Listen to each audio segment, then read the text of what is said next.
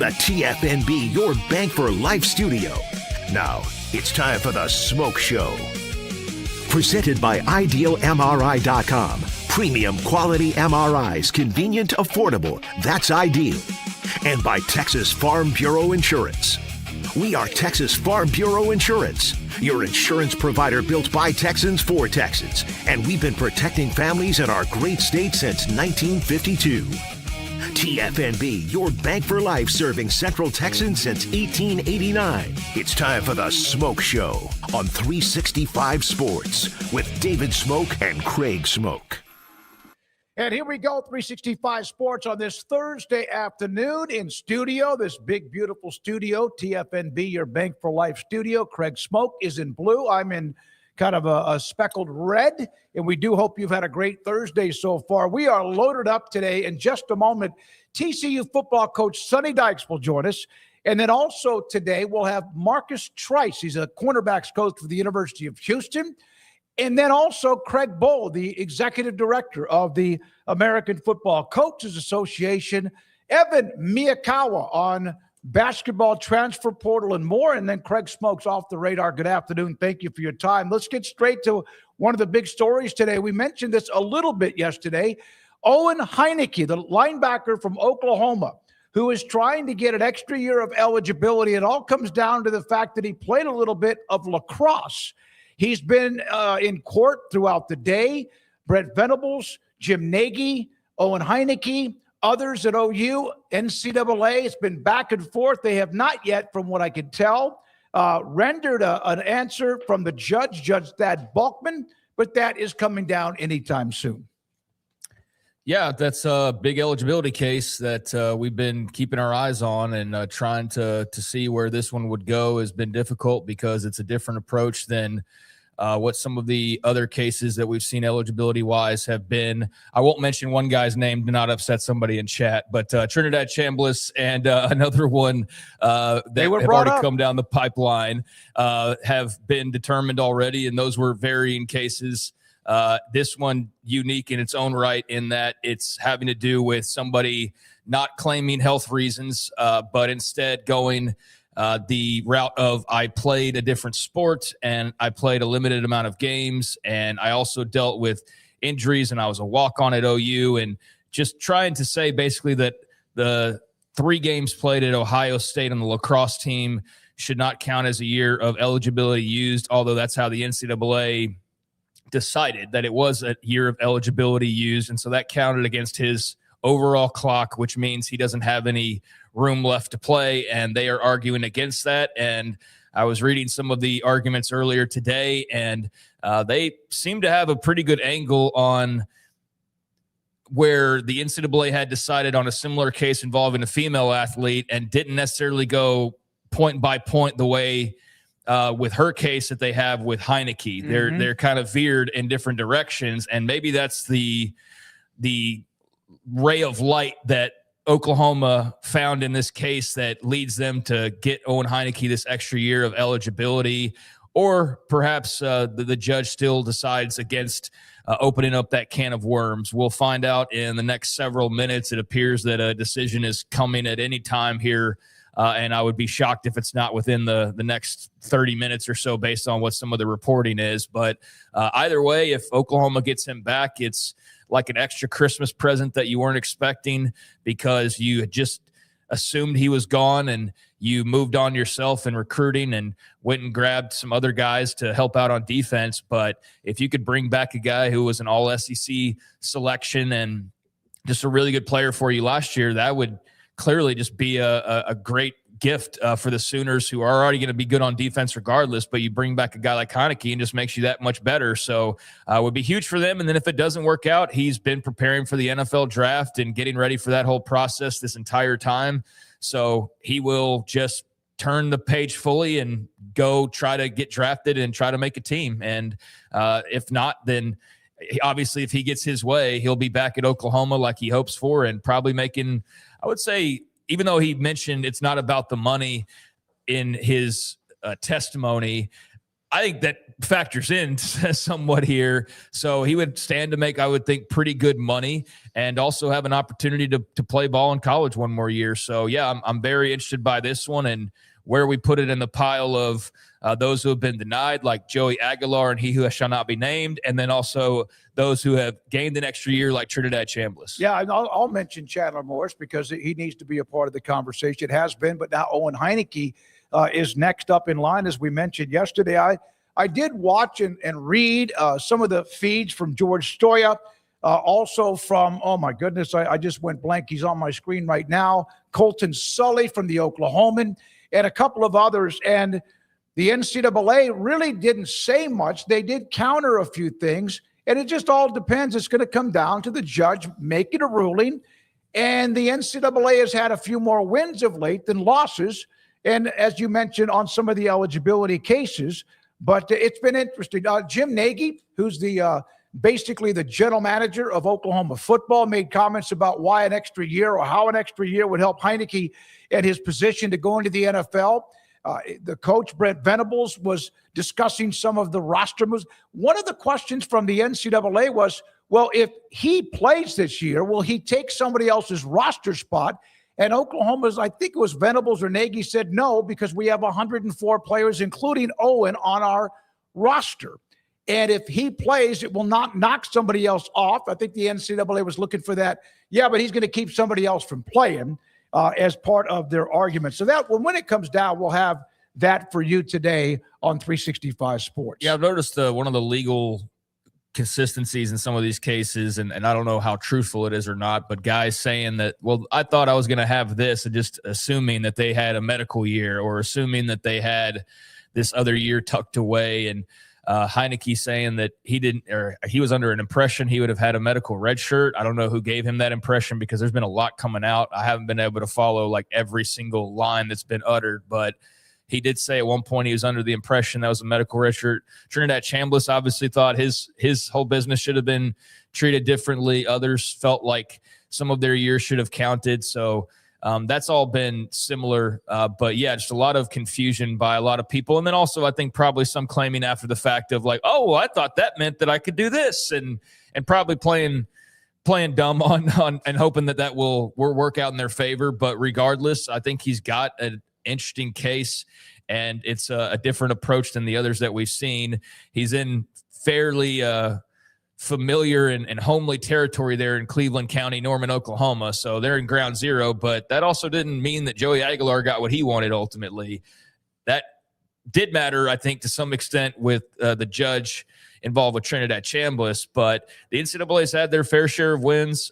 This is just the next high-profile eligibility case as we've been rolling through these really since Diego Pavia last year, and I think there's probably some more out there that we'll eventually talk about, but this one's the one that I'm obviously intrigued by as a fan because Owen Hineke's a really good player, but also just from the legal standpoint, can the NCAA get another win where this has been, if there's a courtroom where they've actually been successful and not the butt of every joke and the consistent loser, it's been these eligibility cases outside of Trinidad Chambliss, really, and Pavia going back to him. But that was a slightly different situation as well, where they just said, screw it, we're giving everybody a blanket waiver. We don't want to deal with this, and we'll just move on from that.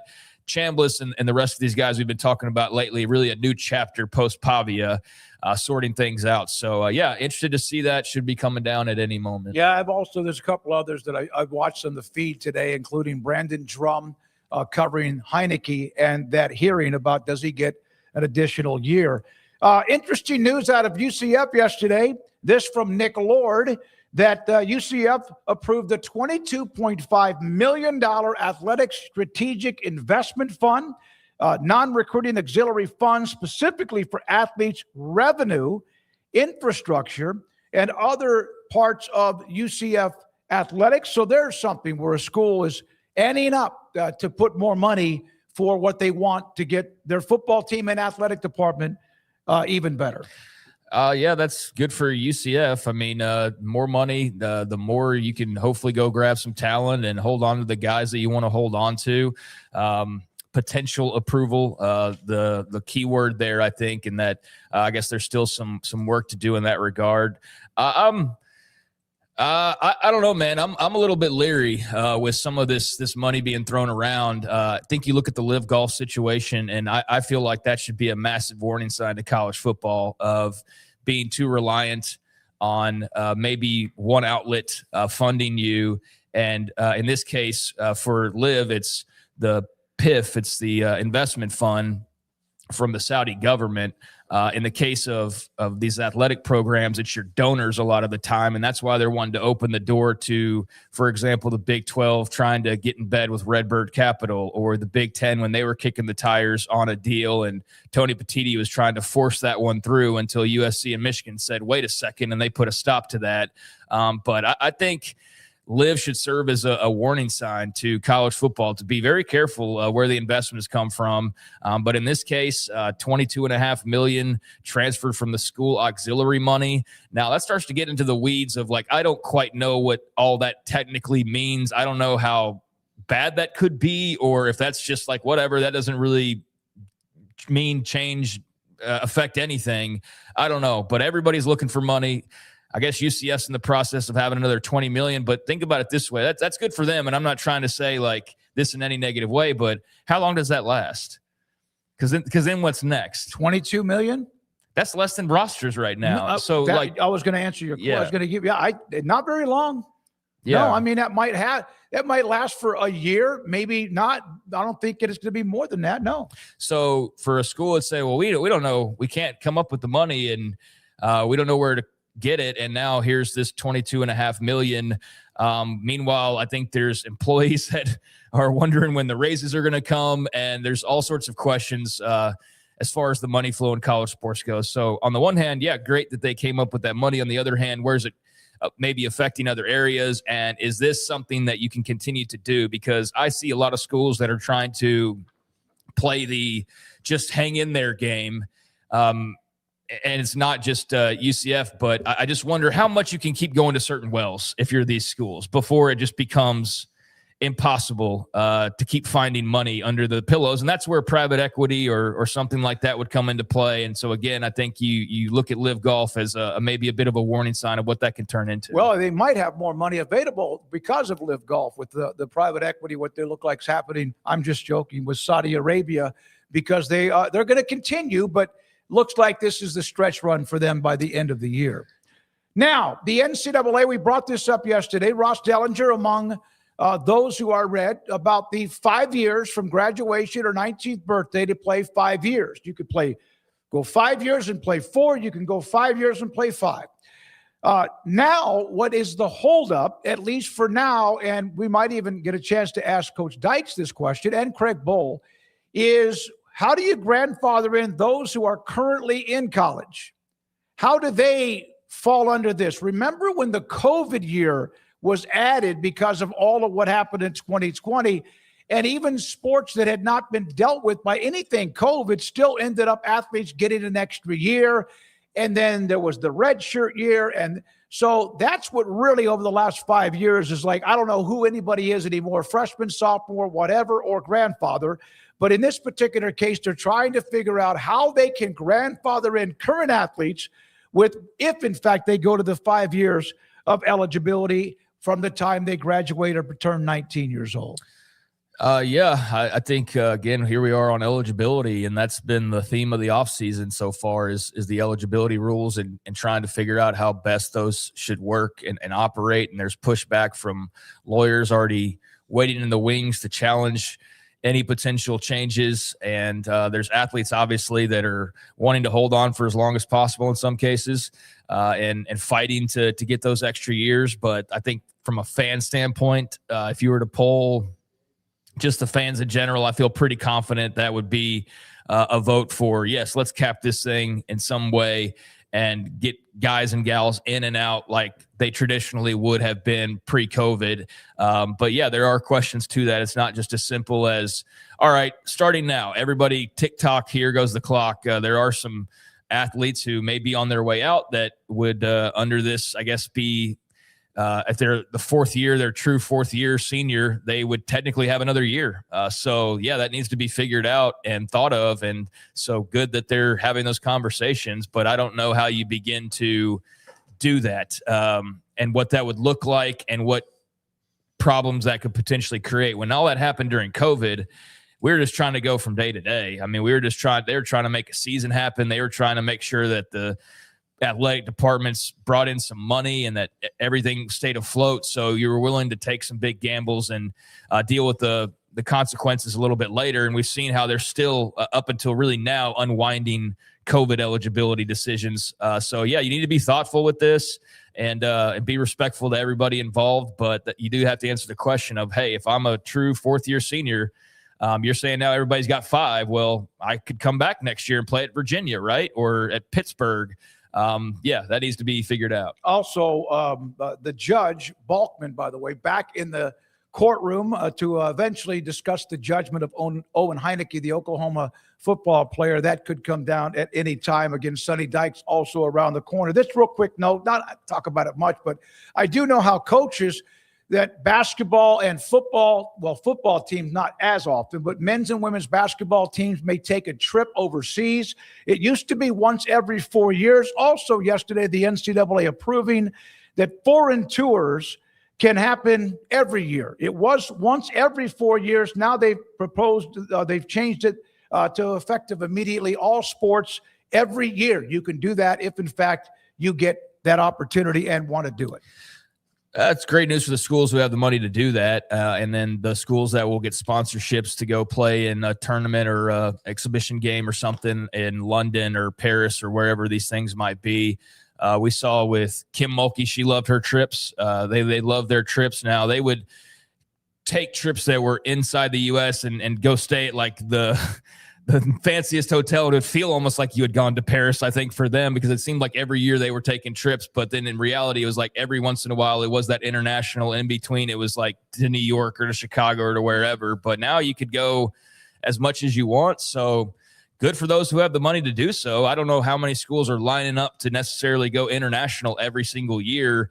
But obviously there was some demand for that. And yeah, good for those who are going to be able to take part in that. And by the way, we got an update on the Owen Hineki story, and I'm not surprised, but he has been granted an injunction. And so Owen Hineki is officially back for Oklahoma football next season, granted a preliminary injunction against the NCAA. So his argument of his eligibility at Ohio State lacrosse not counting against his football eligibility was a valid argument that worked. And so that's a big addition for an Oklahoma defense that was already going to be pretty good. All right, we're now joined by TCU football coach Sonny Dykes joins us. Coach, thank you very much for your time. We appreciate it. What are your thoughts about the eligibility rules that seem like they're always so much up in the air? Do you feel like there's any way that this could ever maybe tie a bow? Yeah, first of all, thanks for having me. Great to be on. Yeah, there's a lot going on. I mean, I think when you sit down and you look at everything that's happening in college football right now, you know, a lot of the decisions that are coming down is rulings from judges, as you just talked about the Owen Hineki situation that I don't really know that much about, honestly. But, you know, the only way I think any of this ever ends is if somehow we can get an antitrust exemption and have collective bargaining so that the players agree not to sue the NCAA anytime anything like this happens. Otherwise, it's just going to be, we're going to be making rules up as as we go along. I mean, basically we're going to be, building the airplane as we're flying it, which is kind of the way it's been here for a while. So I think that's really the only way we get to any kind of ending that anybody wants. But right now, it's really up to somebody to file a lawsuit, find a judge that's sympathetic and grants them whatever it is, whether it's a 8th year of eligibility or 9th year of eligibility or whatever it is. It's just kind of the way things are right now in college football. Coach, congratulations on the contract extension that was reported about a couple of weeks ago. Was that something that was in mind for you? Is that something that just kind of gets handled by your agent? You don't sweat it too much? And what does it just having that out there and official allow you to kind of just be able to do moving forward in some ways? Well, number one, I just appreciate, being at TCU. I appreciate their support and their faith in what we're doing as a program. Beyond that, not much, honestly. I mean, I'm excited to have it. It gives you a little bit of stability, which is, I think, what we all want in college football, because it is kind of by nature an unstable world right now, but it doesn't really change how we go to work every day and what we have to get done. But it's a nice gesture from the university, and I certainly appreciate it. And I saw where Andy, defensive coordinator, Avalos also had his extension. Was this, you see this more and more, a coach to head coach, but now staffs are being taken care of. How important, Sonny, is that just for the way everyone up and down the hallway feels? Oh, it's important. I mean, you want to have as much carryover from one year as you can to the next. I mean, you're going to, there's a lot of things that change year to year in college athletics. And particularly football with the way things operate now. But anytime you can have consistency in your program, I think it's good for your players. I think it's good for everybody in the building. Andy's going into his third year as a defensive coordinator, and I think we've gotten better every year. I think we've done an excellent job recruiting. I think we have a fantastic coaching staff, certainly the best that we've had, and feel really good about where we are as a program. And stability is a big part of that. And, even though you're going to have a lot of your roster that turns over, there's also going to be a lot of players, especially here at TCU, that stay. We just don't lose that many players to the portal. Our guys like being here, like playing here, don't want to leave for the most part. And so we're able to retain a lot of our players. And anytime you can have that consistency, that day in, day out approach, consistency in recruiting, consistency in expectations and scheme, fundamentals, all the different things, then it just makes your job a lot easier. How much has this renaissance or this spotlight that's been shown on the city of Fort Worth the last few years, where it's like the coolest place in Texas to live, and that used to be Austin, right, for like the longest time, and now it's Fort Worth. How much has that aided you guys maybe in recruiting pursuits, or how has that played a role perhaps in just with the program in general? Well, I think it's played a huge role just in the general university. I think that, our numbers from college admissions, applications are up dramatically. I mean, there's TCU is growing very quickly. We've got over $1 billion worth of construction, I think, going on right now on our campus. The university is growing. It's a very good time for the city of Fort Worth. A lot going on with the television shows and Taylor Sheridan and what's happening down in the stockyards. Just all the stuff. And so, as you said, it's kind of become a cool place to live. It's always been that way. I've always thought it was a fantastic place. It just seems like the rest of the world is starting to find out about it. But anytime you have that kind of momentum in your community, it certainly never hurts. You have a unique schedule this year. When do you start to plan for an overseas trip? Is that already like in the making in some ways? Yeah, that's one of those things. I mean, we start planning the day after we found out we were going to do it, just because we've got to get all these players' passports. Probably 75% of our players didn't have a passport. And so that's going to be an arduous process, just going through all the things that you have to go through to get everybody in your organization a passport. And we're going to need over, 105 players, a lot of staff, close to 200 people that we're going to need to make sure that we have passports and they're up to date and there's no issues. And so you got to start there, and then you begin planning. Obviously the travel is going to be different. A lot of things to get excited about, but there's a lot going on, a lot of things we have to prepare for as well, and try to make it as simple of a process as we possibly can. Coach, obviously some changeover from last year. What's your approach to spring ball, or what has been the approach to spring ball, and also how you decide how we're going to do the spring game and cap this thing off? What's sort of the goals compared to maybe yesteryear with spring practices, and just kind of what you're looking to accomplish and turning the page towards the off season? Yeah, one thing that's been great this year is no May transfer portal. I think that all of us last year had a lot of uncertainty with what was going to happen with the transfer portal as we've wrapped up spring ball. So that's the first positive step is no transfer portal. We know what our team is going to look like. All but 6 of our players are currently on our roster right now and with us. We're still waiting for 6 high school graduates to get here, but everybody else is here. And so we have a pretty good idea what our team is going to look like. We've been able to get a lot of work done. We have a new offensive coaching staff and a new quarterback, but we also have a lot of guys coming back and a ton of experience, particularly up front, and with a lot of young skill players that we're very excited about. So, this spring has gone kind of remarkably smooth with all the new faces that we have, and guys have picked the offense up really quickly. Gordy Samus and our new offensive coaches have done a tremendous job of teaching, of emphasizing the fundamentals. I think our guys picked up the scheme quickly. The offseason allows you more time now for meetings and more football-related activities than you've had in the past. And so it makes it much easier to transition into spring ball and be able to get quite a bit of work done and get it done pretty quickly and efficiently. So, we're like most schools. We feel good about what's happened this spring. We've got 2 practices left. We'll have kind of a spring game tomorrow night. That's not really a spring game, more of a little bit of a controlled scrimmage, but our players are excited about it, looking forward to going out and competing, and we'll have a better idea of kind of where we are after we have this tomorrow night. Do you want not the summer workouts, because that now is part of everything? Would you like to have some sort of scrimmage against somebody else, either in the spring or possibly like the NFL does in August? Is that possible in college football, Sonny? It doesn't make a lot of sense to me. I don't know why you need to do that. I don't know what that accomplishes, really. I know there's some people that are for it, but I just have never done it before, and it's not something that I would be particularly comfortable with, although there may be some people that want to. And so, I'm not sure. I don't really have a strong opinion about that either way. Was that last year one of the most quiet or quietest 9-win seasons that you've been a part of? It seemed, I know you guys were always there, but you look up, you win the bowl game, beat USC 9-4, and it was like, oh, they were 9-4. I know other teams were slightly ahead of you, but did you feel that way too? Yeah, we've had back-to-back 9-4 seasons, and I think it's been a little quieter than we want it to be. And so, we've got to do a better job early on about staying in the Big 12 race. I think we had some games early in the Big 12 schedule that we lost that didn't go our way. And so we've got to do a better job of winning those games and staying in the race longer. And I think that more people will take notice. But, I got to give our players a lot of credit. We've had 2 years in a row where we finished really, really strong.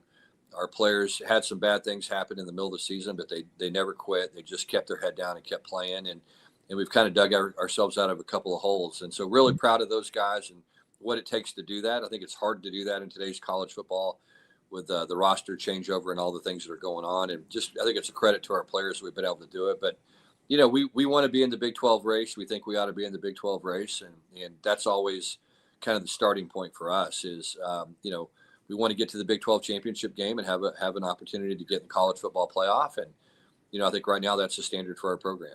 You have done an amazing job with quarterbacks, and obviously Jaden Craig now is a part of your roster from Harvard, and Josh Hoover's in Indiana. How much, what was when you said, okay, I got to find a quarterback, what was the recruitment of Jaden Craig for you as far as what you saw and what you wanted?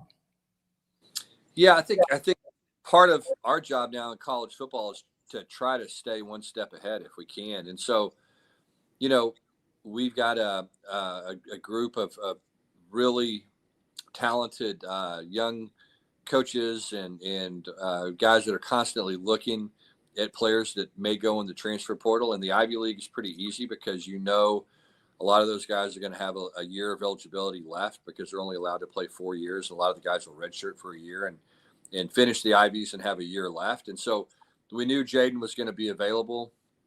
And our player personnel department really began to look at him in late October, early November, just in case something happened. And so he was kind of the guy that emerged just in those early, when those guys were taking an early look. And we just felt like he had a great skill set. He had great size. He's 6'3", he's 230 pounds. He's very durable. He's a good runner. He did a great job taking care of the football, really minimized the amount of turnovers he had. He played in a kind of a pro-style offense. Obviously, he's a smart, mature kid to have a degree from Harvard. And so he was kind of on the radar. And then as Josh announced that he was going to go in the portal, we focused on about 2 guys, and he was one of the 2 and reached out to him pretty quickly and just felt like it was a great fit. I think he felt the same way about us as we did him. It just seemed like a natural fit. He was a guy that was going to fit into what we wanted to do as far as running a new scheme. Gordy Samus coming over from Connecticut. And again, a little bit more of a pro-style offense, a little more under center, a little more play action. We want to be a team that can run the ball better than we have the last couple of years. And he fit. And he's got, like I said, the size, the ability, the arm strength, all the different things that you want to see from your quarterback. He's also really good in the pocket. But most importantly, he just minimized his turnovers, took care of the ball, and we felt like that was an area we needed to get better at. So, Coach, I won't pretend to know you on any personal level, but you just seem kind of like an old school football soul and coach, and probably don't love a lot of the stuff that's going on, like a lot of coaches don't. And we've heard from many coaches, and they've aired their grievances over the transfer portal and how things kind of work. But is there any part of this new landscape that you kind of find like an interesting wild card, or something that maybe you've had more fun with, or have been interested by some of the ins and outs now that exist that didn't exist before? Yeah, I actually think it's been great for us. Number one, I've always felt like that, college football was the only entity in the world that didn't pay their talent. And so no one was going to college football games to watch anybody coach. They're going to watch players play. And so the players should have been paid, decades ago. The NCAA, in my opinion, did a really poor job of keeping up with the times and understanding that if they didn't make some decisions to take care of the players, then the courts were going to do it for them, and that's kind of where we ended up, and it's a shame. But I want the players to have the opportunity to earn as much money as they can earn. I want the players to have freedom to be able to go where they want to go. The two of them at the same time, cause some chaos, but that's just the way it is. I think what you have to do is find your niche in this world. And when I went to SMU had not been very good. It had kind of been a program that had some good years, but not many consistent years. And we had to build it a little bit differently. So we took a lot of transfers there before the transfer portal. And we had to file waivers at that time. I believe we filed 22 waivers for immediate eligibility. And I think we got 21 of them granted. And so we were doing the transfer portal really before the transfer portal. And a lot of the DFW kids wanted to come home. We got Shane Buechele, Reggie Roberson, some guys that really made a difference in our program, and we got pretty good really fast. As I think teams started to take more transfers, we felt like it was in our best interest to recruit more high school players, because that was going to allow us to bring in a better brand of high school player than we had in the past. And so I think we've utilized that. I think our team here at TCU is one of the more talented teams we've had. We're young in some key spots, and there's some unknown players that are going to have to step up and play for us. But overall talent, I think, is the best it's been. The depth is the best it's been. So we're excited about that part of it. So we always try to be a little bit contrarian in the way that we approach things, and try to do things a little bit different than maybe everybody else does. I believe you said, and I know you got to go, that this may be the deepest team that you've had, that even though some of it may be young, youth, but they're the one, they've been like the weeds that are growing through the yard early on in the spring. It's time for them to blossom. Yeah. Love our fronts, both our defensive front and our offensive front. And again, more able bodies than we've ever had, bigger guys than we've ever had, particularly up front with our offensive line. It's a big group. There's going to be tremendous competition at pretty much every single spot. 4 of the 5 spots, there'll be a lot of competition for up front. It's that way at wide receiver. We have to replace some good players. We've been fortunate to have some good receivers last couple of years, but we have a lot of depth. We have a lot of ability, a lot of different sized guys that can do different things. Same thing with our tight end room. And so we're really optimistic and excited about that group. And similar on defense, it's the deepest corner room we've had. A lot of really good defensive players up front. We return all but one starter up front. And so we got to replace a couple of linebackers that are really good players for us. And Bud Clark, that was a great safety, a 4-year starter. But we think our talent's the best it's been on defense, and certainly our depth is the best it's been. And you've got 6'3" defensive, cornerback off to the side that looks like he's just going to grab everything that's in the air, right? With Gil Jackson. That's tall. And that's the NFL. Like, they love that angular, that length right there. Yeah. Usually, a guy that's 6'3" doesn't change directions like corners need to. And Gil's one of those unique athletes. And he's rangy, he's long, he's tough, he's athletic, and he's got to change the direction that a lot of the taller players don't have. Thank you very much, Coach. Thank you for your time. Sonny Dykes, head football coach at TCU. We'll see you in Frisco at Big 12 today. Thank you, guys. In July. That's Sonny Dykes. Thanks to TCU for making him available. Marcus Trice, he's the cornerbacks coach at the University of Houston. He was at SFA. He's a great addition to Willie Fritz and his staff. He now joins us on 365 Sports as Houston is wrapping up what they're doing when it comes to spring football too. Young man, thanks for your time. We appreciate it. Beautiful smile. Go Cougs and all. You got it all decked out. What has it been like to be? What was it like when Willie Fritz called you and said, "Hey, we want to talk to you about being our cornerbacks coach"? Really just extremely gratifying. I've respected Coach Fritz for a really long time. My brothers played for him at Sam Houston State. I've known about him and his ability to build organic relationships with people and the success that he's had. And so I'm just grateful. I was super excited that I got a chance to get a peek behind the curtain on what success really looks like and how it's built. Coach, I remember you as a recruit. I was an Oklahoma fan, so I remember reading about Marcus Trice a lot back in the day. And then I've seen you like with the Texas high school football stops and now to where you are at this point. Just a very cool story, just kind of seeing you from afar. But how did the coaching part get into your blood and get to where that was what ended up being your current career and what you've been doing and what you plan to keep doing moving forward? If I'm being honest, like I never really wanted to coach. Like right when I got done playing ball, my playing days were done. I sold insurance for a while, and I was really good at it, and it was cool. And like I was getting like awards for like most sales and all of this, but like it wasn't fulfilling. I think the people who've had the biggest impact on my life in some way, shape, form, or fashion, they were centered around sports, and so I think that's just what I wanted to do. I wanted to make an impact on young men and young women and students. And I feel like coaching gave me the platform to be able to impact young men in a positive way.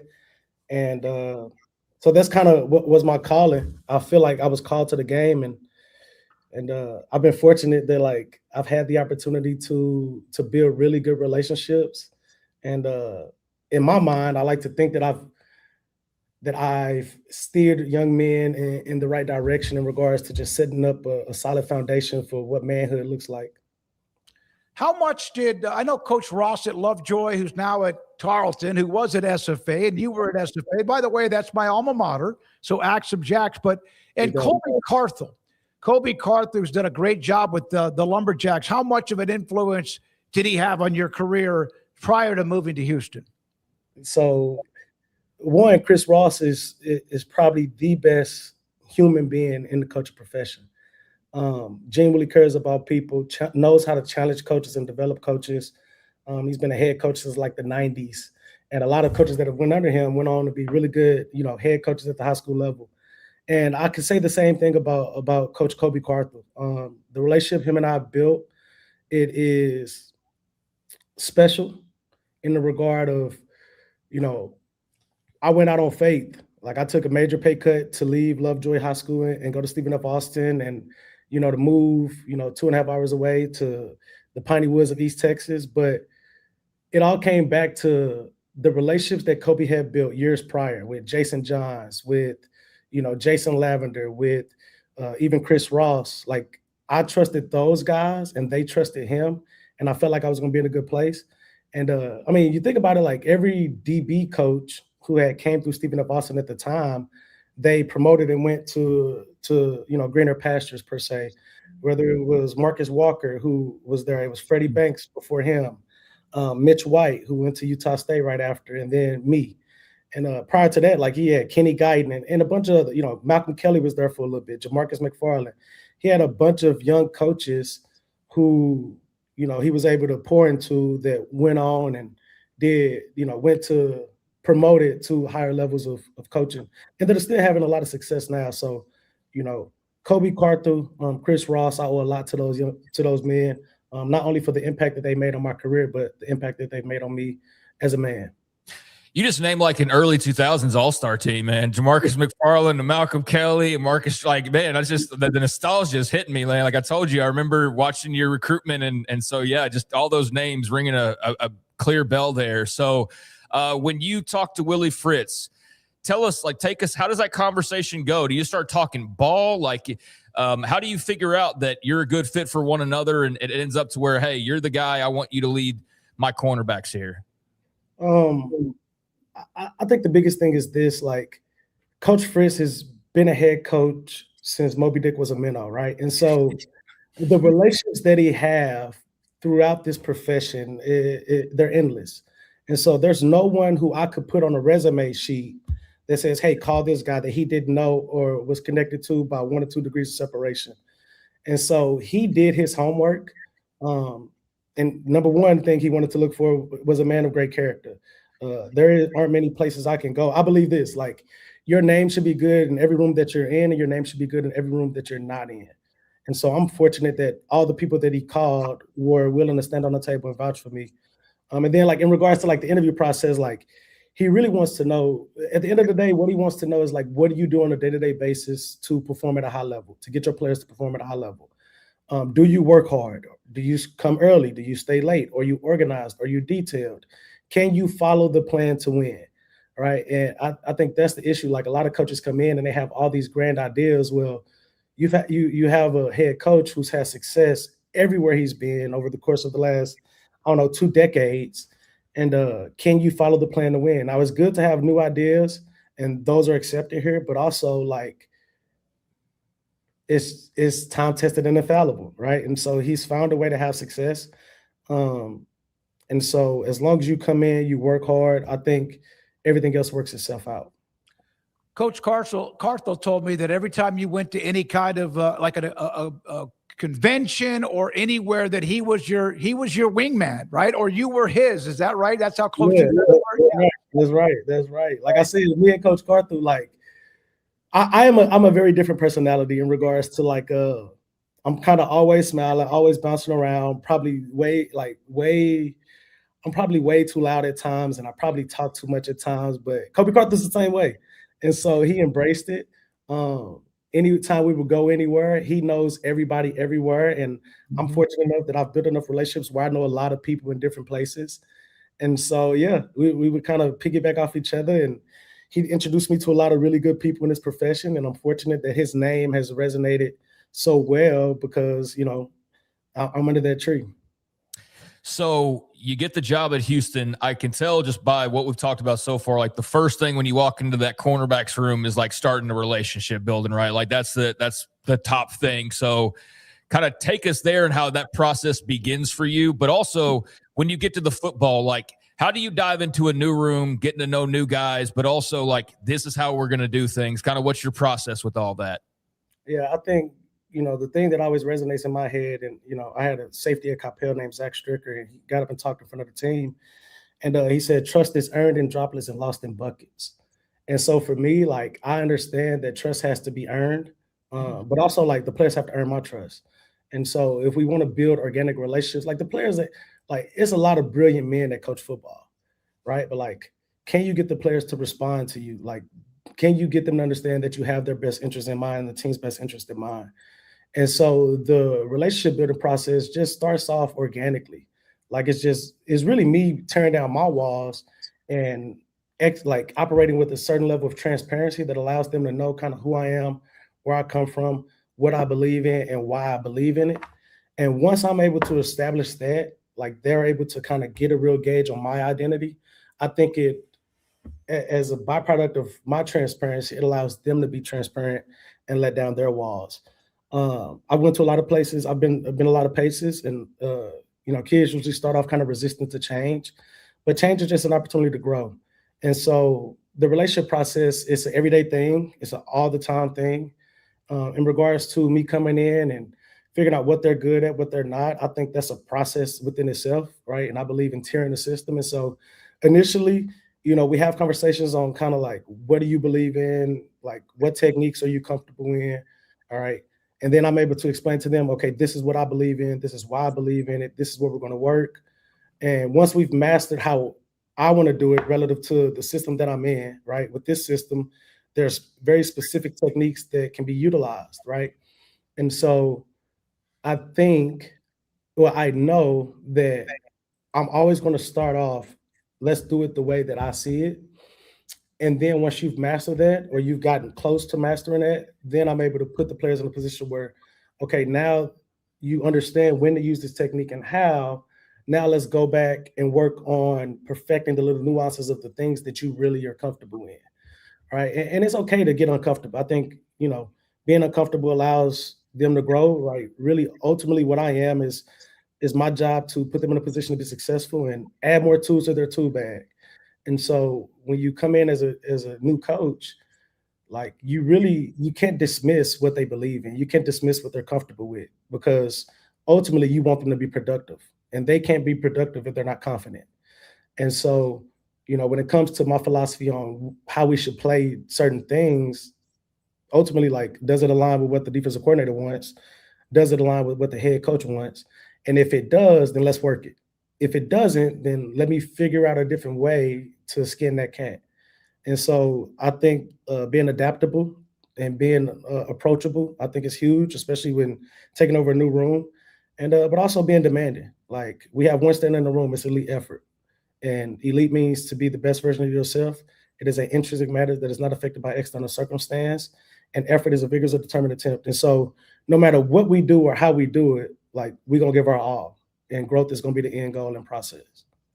How many times when you were out recruiting during the spring were you looking for talent for who it was, SFA, now Houston, and yet you were also watching what they were doing in the coach's type brain that you were learning while watching possible prospects?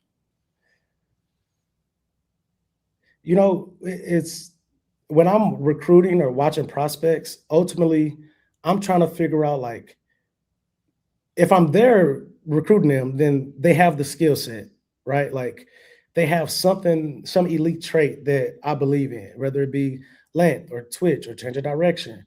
What I want to figure out when I'm on the road recruiting is, like, are they an adept learner? Like, do they learn quickly? How do they learn? Or is it kinesthetic? Is it reading, writing? Is it audio? Is it visual? Or even teaching. Like, I want to see them teach. I want to see them lead when I'm going to practice, when I'm sitting in a meeting, maybe. I'm trying to figure out, like, who they are as an individual, like who they are as an individual. Okay. Who are their parents? And then you get a good tell for, like, does he come from a home where he's been held accountable? Right. It don't matter if I'm recruiting for Stephen F. Austin or the University of Houston. The philosophy is the same. Like, bring in people that I would love to coach, bring in people that the head coach would love to be a part of their program, bring in people that fit the defensive coordinator's philosophy. And if all those things are vertically aligned, then that's a player that I want. If it's not, whether I want them or not, like, if it's not a good fit, it's not a good fit. So, anytime I'm out recruiting, whether it be for Stephen F. Austin or now at the University of Houston, we're going to bring in men of great character first, and then young men who can be developed into special players. How old is your son, Malcolm? You've done your research, man. Malcolm is 16 months, just turned 16 months.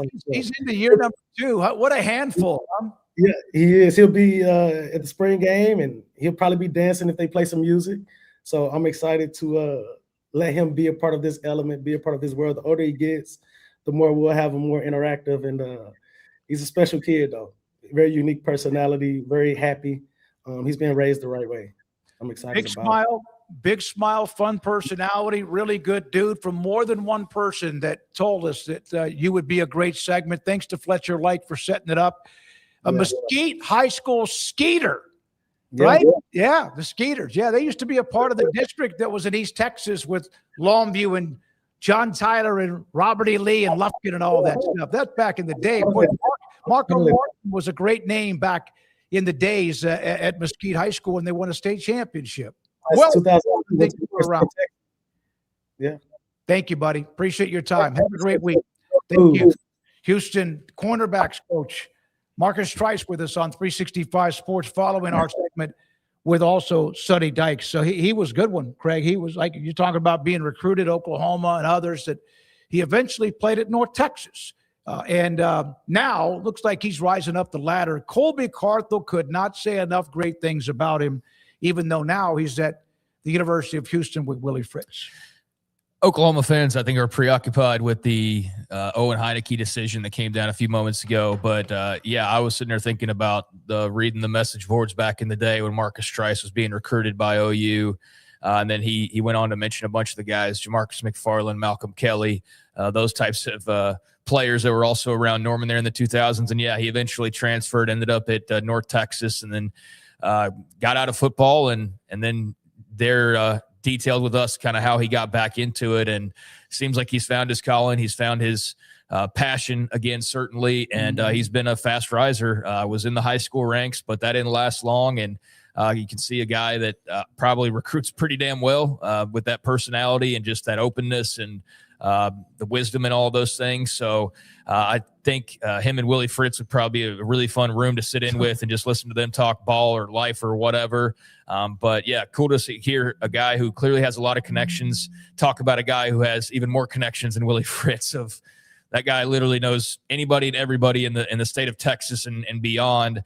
So I think that'll be a terrific pairing. It's certainly great for the Houston players to have quality coaches. And I think Marcus Trice is a guy that, if you've been paying attention, is definitely one of those, and one of those we're going to hear about for a really long time. So glad that he could join us, and best of luck to him and the Cougs. They've got a high bar to maintain, really good defense, and I know they want to keep getting better, but they've done a lot in a short amount of time. Fritz was a great hire, and they're one of those teams that I feel like do get mentioned, just not first, second, or third. When you look at the Big 12 next year, that's occupied by Tech and then by BYU and Utah mostly.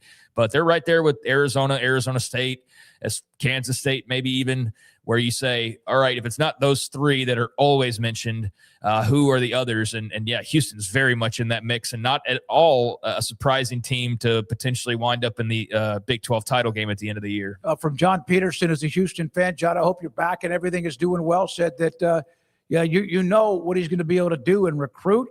John goes, this guy will be a great recruiter and quarterbacks coach. Once again, Willie got another winner. I agree. Yeah, I think he'll be excellent on the recruiting trail. I think he'll be excellent in the relationship side of things. That was obviously a word he used quite a bit, and it's why he's at Houston is those relationships. So I think that'll be drilled home, and he's somebody who knows the game too as well. So checks a lot of boxes. I think you trust Willie Fritz to make the right hires and to know what he's doing defensively. So yeah, I think this is a great pickup for Houston, and just adds to the momentum that they've already been building these last couple seasons. All right. Craig mentioned this about the Oklahoma fans. Owen Hineki, we started with the update, came down a little bit after. Oh no, it was right. Sonny Dykes was about to join us.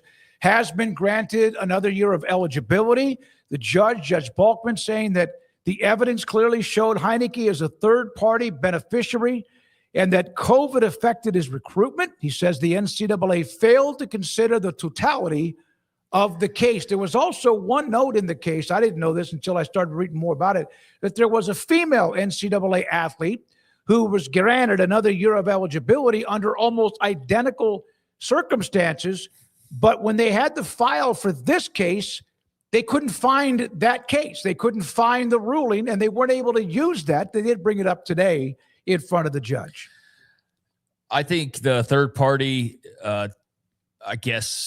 angle has been used a couple times now with some success, as far as whittling into the details of the language of these laws and contracts. And I've seen that used effectively. And I've also seen in the case of He Who Shall Not Be Named, where I think that was part of that case. And obviously did not have that work in his favor, but I want to say maybe that was part of the Trinidad Chambliss thing, was the third party angle that they took, and that was successful for them. But I didn't come out and make any bold prediction on this, but if you had asked me beforehand, and I'm not somebody who's afraid to admit when I'm wrong. I'm wrong about things all the time, but I definitely felt like just an assumption, a hunch that Owen Hineki was going to get his year back, because when you do boil it down to, no, not every case in a home court has been won so far.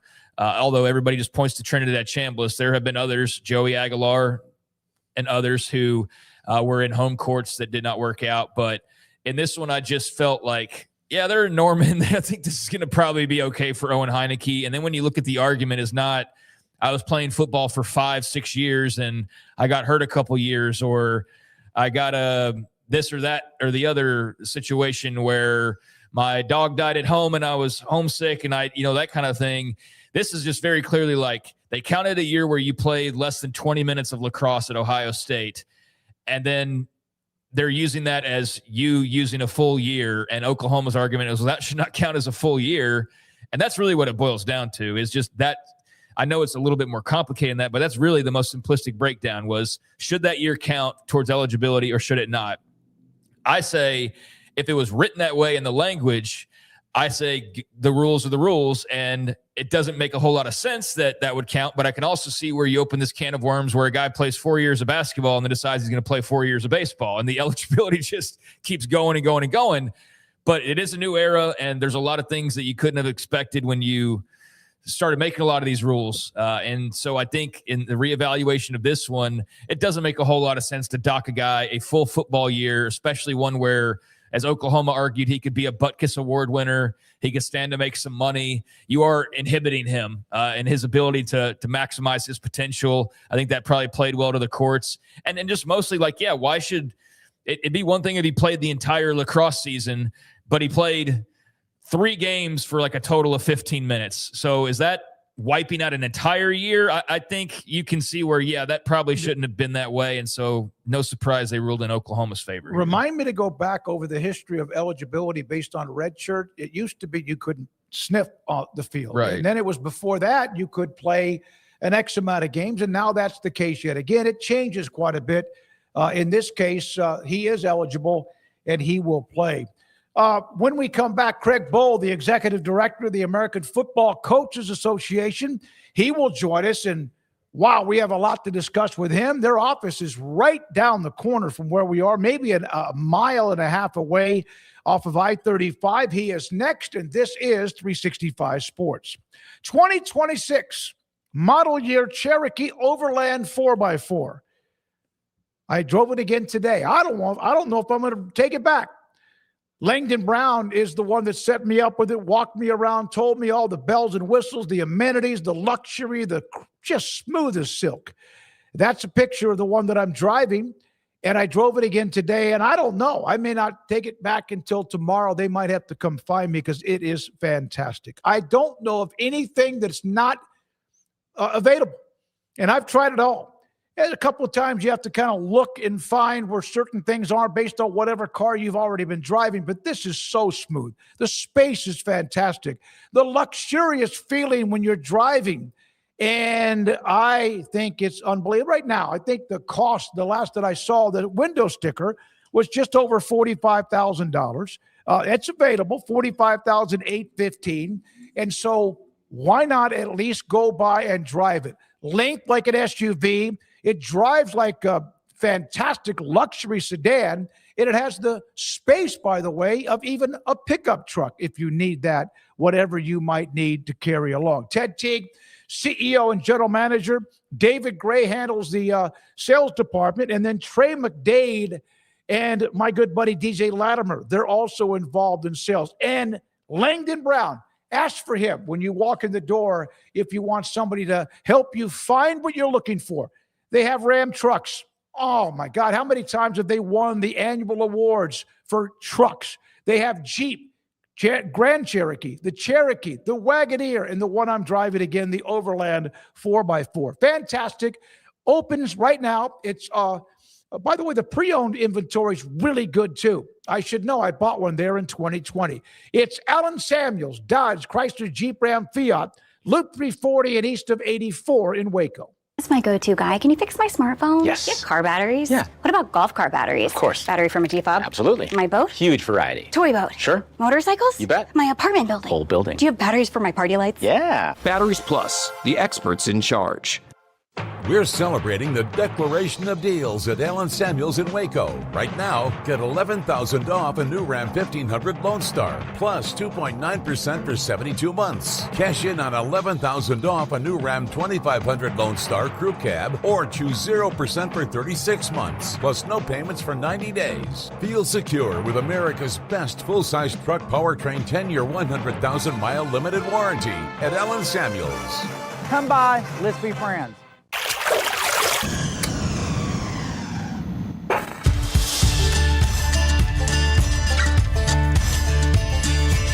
Bold are the adventurous. Determined are the leaders. Faithful are the healers. At Baylor, you'll find your calling, your people, and your purpose. Dare to be you, indeed.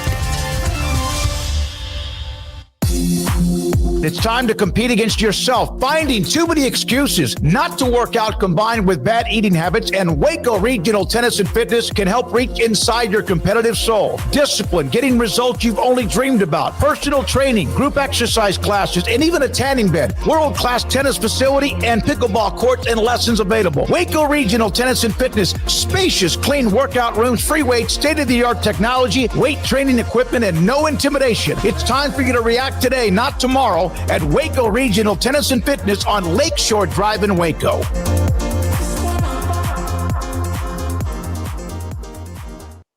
Serving Central Texas since 1889, TFNB Your Bank for Life takes pride in being more than a bank.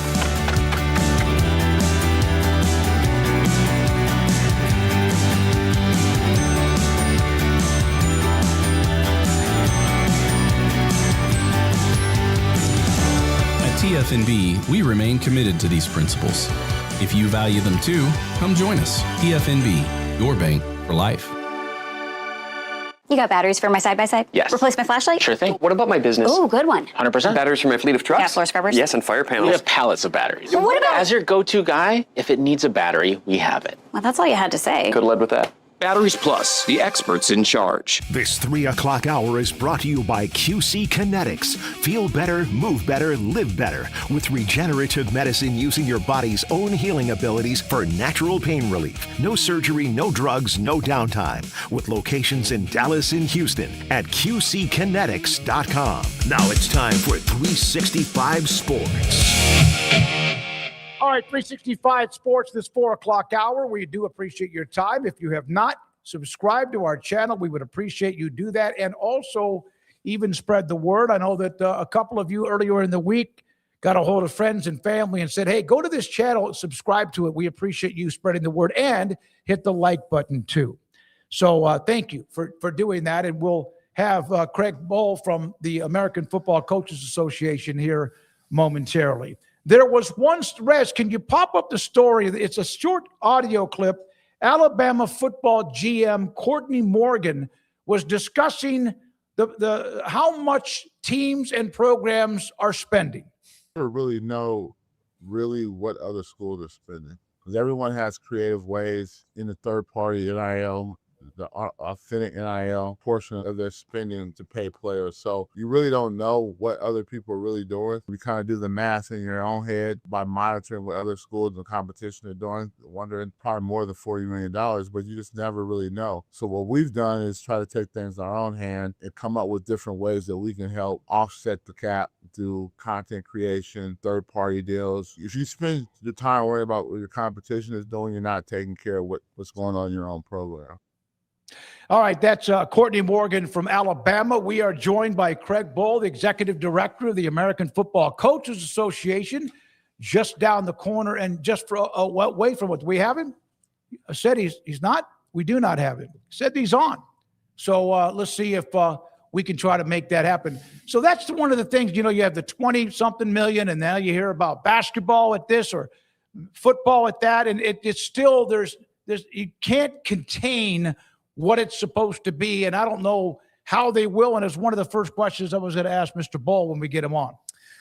I mean, at this point, I just don't believe there is any kind of cap or anything of that nature that matters or is relevant in any way, shape, or form. It's fun to talk about and to try to pretend is actually in play, but as we've seen, as schools do consistently, they say they want one thing, and then they immediately go and do the other thing. We want rules. We want our competition to be punished when they break the rules. Oh, wait, we've got a way to, bend the rule to our favor. Well, then we're going to do that the first chance that we possibly can get that. So, yeah, it's nice to say in theory there's a salary cap or whatever, but clearly, as he points out, there's other ways to make deals. There's other ways to move the money around and get it into the pockets of the players. And people are being really creative, as they always have been for decades, on how to get around certain parts of the legal side of things or the rule book. And that's the way college football is, and that's the way college football probably will always be. Craig Bohl, the executive director of the American Football Coaches Association, joins us here on 365 Sports. Coach, thank you very much for your time. How in the world did you keep up with all of it right now? Is that like you look one way, bam, you look another way, bam, and try to contain everything? Well, first of all, you're talking to a 67-year-old guy that is an IT idiot that I'm right down the street and I want to call saying, Houston, we have a problem.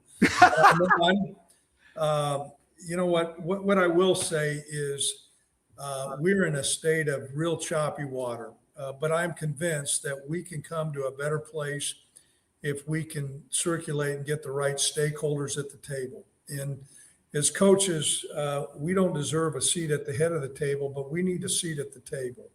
And the NCAA, with some of the other things that the AFCA has been able to, we think, champion, whether it's going from 2 portal windows to 1. We do think that there's some movement. We came out of our head coaches meeting with a proposal of 5 years of eligibility, which we were initially told wasn't going anywhere. I think that there's some light at the end of the tunnel there. But make no mistake that some other people need to be around the table too. And I believe that the players need to have a stronger voice in what they do. And, we certainly, that's a collection of a whole lot of people, but I think that they need to have a voice as far as crafting a better pathway forward. How disappointed were you, even though there was that get together in D.C. with President Trump and company, but there was no athlete. And in a lot of these rulings, and you hear it when we are at Big 12 Media Days, coaches go, I don't know, they didn't ask us. How disappointed are you in that? Well, you know what? I don't know the composition. First of all, we appreciate President Trump having the initiative and the people that were there.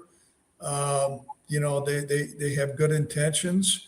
Our lobbying group did have, extensive conversations. I was not at the meeting, but we had extensive conversations with, their chief of the staff who designed the meeting, and we expressed our concerns. I do think that there needs to be a president of student athletes, and certainly it needs to be a credible voice, somebody who really has an understanding and can really have a real clear understanding of what things that they want and what things are important. Many times we hear the fact that they want to be employees, and I've talked to several of them that student athletes don't want to be employees, but they do want to have their voice be heard. So I think in the future it would be probably better served by have some student athletes that have a voice at the table. And one of the things that was talked about, and Brett Yormark brought it up, the problem we have, coaches Shark talked about it at Texas, Joey McGuire's talked about it out at Tech, is, these players need good representation with the contracts they have. But right now we have an unregulated area of agents who are some really bad actors that are out there that are exploiting high school people, that are exploiting college people. And so that's our big push as the AFCA. Is that like requiring a certification of some sort? Yeah. Do you think that's the answer to a problem like that? Yeah, you know what? I know you had the GM of Alabama on there as a principal guy, and we've talked to a lot of general managers, a lot of head coaches. Here's some of the things that we think would really clear it up. One, uniform contracts. Right now, contracts are all over the map. So that's number one. Two, a database that student athletes, parents, and administrators can go to and say, this person is credentials. They understand how to work contracts.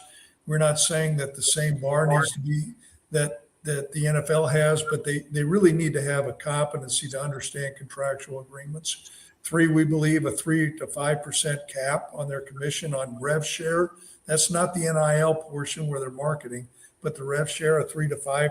The NFL has a 3% cap. We think with the size of contracts, a 5% cap is better. And then the other thing that we also think is non-negotiable, it cannot be driven by a state-by-state agenda. What you have, it's almost a race to the bottom where one state will try to outgamemanship another one. There needs to be a gold standard of some federal legislation. I did talk to two members of the Federal Trade Commission. They've been instructed by President Trump's administration to delve into this from a consumer protection standpoint. But those four issues that I mentioned, database, uniform contract, 3 to 5%, and a national standard of governance, we think will really straighten out a lot of these problems.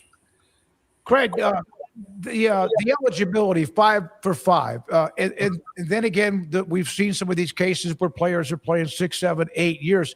Is that really what the coaches want, even if they are able to get a player who's really good for an extra year? What do coaches want? Okay, coaches are unanimous that they want 5 years of eligibility. It's a chaotic mess right now. Not only football but basketball. A couple high-profile basketball coaches have called me asking for that too, because they don't want a 28-year-old trying to play basketball. And in the sport of football, why I do think this new proposal has legs is there's an age limit in there. And when you're starting to talk about a 26, 27-year-old competing against an 18-year-old player in the lines of scrimmage, that's not fair. And so we believe that the 5 years eligibility will pass. We do think it makes sense. Our coaches were all unanimous about this. We left with a message, and we were encouraged that it's starting to get legs. Is the hard part outside of just making sure that legally you can get it done? Is it trying to figure out how to apply that? Because I know it's one thing to say like, oh, the senior who's okay, if this is implemented now, seniors this year who are 4-year seniors can come back. Right. You know what? We had our meeting was it was joked about, but we spent 4 hours on this subject and we dissected it. And it was a statesman-like discussion where we had strong participation from coaches from every level of FBS. And one of the points that we talked about saying, okay, if we get this through, how's this going to be implemented? And, and I was on a call with the NCAA today and what may complicate this a little bit more. And I said, football coaches, we think the whole world revolves around us, but this is going to be other sports that are involved. And so they're constantly going through what would be fair and equitable to say when this is instituted. Will there be grandfathering? Will there not be grandfathering? We basically came out of our head coaches meeting and saying, if this passes from this point forward, only the players that were brought on your squad when this passed will have 5 years, and the other players will be under the old ruling. Now, that was our proposal. Doesn't have anything to do with the NCAA here. And so they're working through those details right now as we speak. So, Craig, there's the House. Go ahead. I just want to bring up just one caveat to that, because the one part I saw those kind of arguments, like if a player redshirted this past year, right, they have 5 full years still left to play if that gets implemented. Yeah, those are going to be debated, and we're hoping that something comes out maybe later this spring and this summer. But I do think it needs to be looked at for all sports. And so we're going to stand down. We applaud. It was amazing because we were told this isn't going to go anywhere. And then all of a sudden you saw things percolating, and I said, I'll be damned. I mean, maybe people are starting to hear our coach's voice. And so how it gets rolled out, I don't know. But there needs to be some rationale, and there also need to be a tightening of a window here, because make no mistake, somebody's just going to be out there trying to gamemanship and trying to do something and bring some court case, and it needs to be cut and clean. I've been saying this for a couple of weeks now, but it seems like eligibility is like the theme of this offseason, whereas in years past, maybe it's been NIL and it's been this or transfer portal. Is eligibility like the big hot topic right now, or is there something that's still even above that when it comes to the coaches and what's on their minds right now? Well, eligibility is what we put at the forefront of our AFCA meeting, and that was during the transfer portal window being open during that time. And so for a head coach to show up, it was relevant to them. I can tell you probably there's a great groundswell of concern about the playing and practice season. We've centered around a portal window, and it may not be completely supported by everybody, but in January. But as coaches, we would like to see the playing season brought back to maybe to end the second Monday in January and not extend it way into January, because that's a long season that's problematic. And so that's probably the hottest topic right now, the playing season. Coaches would like to see that playing season shrunk down. You were, of course, incredibly successful at North Dakota State and your history at Nebraska, and then with what you did at Wyoming. How much did they lean on you or talk with you about their breakaway to get into the FBS in a new conference? You talking about North Dakota State? Yes, sir. Yeah, you know what? That dialogue, I have a lot of really good friends in the Mountain West, the commissioner on through. As college football had changed and the formation of the Pac-12, and for me, I always felt like North Dakota State had, the way they operated and what they did. One time it was interesting. I was on a group with Mac Brown when he was at Texas. We were talking about FCS football. He looked at me, he goes, "Craig, North Dakota State really is an FCS," and he kind of joked, but he was right. How North Dakota State looked at things, and so I was really encouraged. I can tell you, the athletic director at Wyoming worked really hard. And it was heartwarming for me when I saw that they extended the invitation, a football invitation only. It's right and fitting. And so I think you're going to see North Dakota State do well in the Mountain West. Right. I tell you what, we've had other coaches since you were there. And I always asked them, and I wondered, when North Dakota State, if somebody else is taking a call from you, do they ever answer the phone or hang up when you go, "Hey, it's Craig Bohl," or whoever, with North Dakota State, because they don't want a piece of what you do when it comes to non-conference games? Well, yes. It was unbelievably challenging. Now, the fans up there started yelling, "We want Bama, we want Bama," and I was like, "Whoa, let's just park it." But when you looked at scheduling the teams that we played, our state to the east of us was the University of Minnesota. We threw them out of the saloon a couple times. Rushed for 450 yards. I know they beat Iowa. When I was there, we had beaten Kansas State with Bill Snyder. And you're exactly right. We began to have a really difficult time trying to get a game because Minnesota wasn't going to play us anymore. I know that. Craig, with the House settlement and all of what's going on, everybody, coaches, all seem to be wanting the same thing. But there are always some that want to stretch that a little bit or want to maybe bend the rules a little bit. How much do you guys, okay, there's a bunch of them maybe, how much do you self-enforce that with, "Hey, we all got to be in this together. It's not going to work if we're not"? Well, that sounds almost idealistic. That's where I'm at. Coach Osborne was that way, and some of our other colleagues. But in today's world, as things are moving at the speed of light, and you have the amount of revenue that's coming in and the gamemanship to get to the top of the mountain, that's a pretty high mountain to climb. And so to say that everybody's just going to, lay all their weapons down and it's going to be a big kumbaya party, that's not going to happen. I think that my sense is there's going to need to be some type of antitrust exemption given to whether it be the NCAA or a governing body that can have an antitrust exemption, and Congress can do that.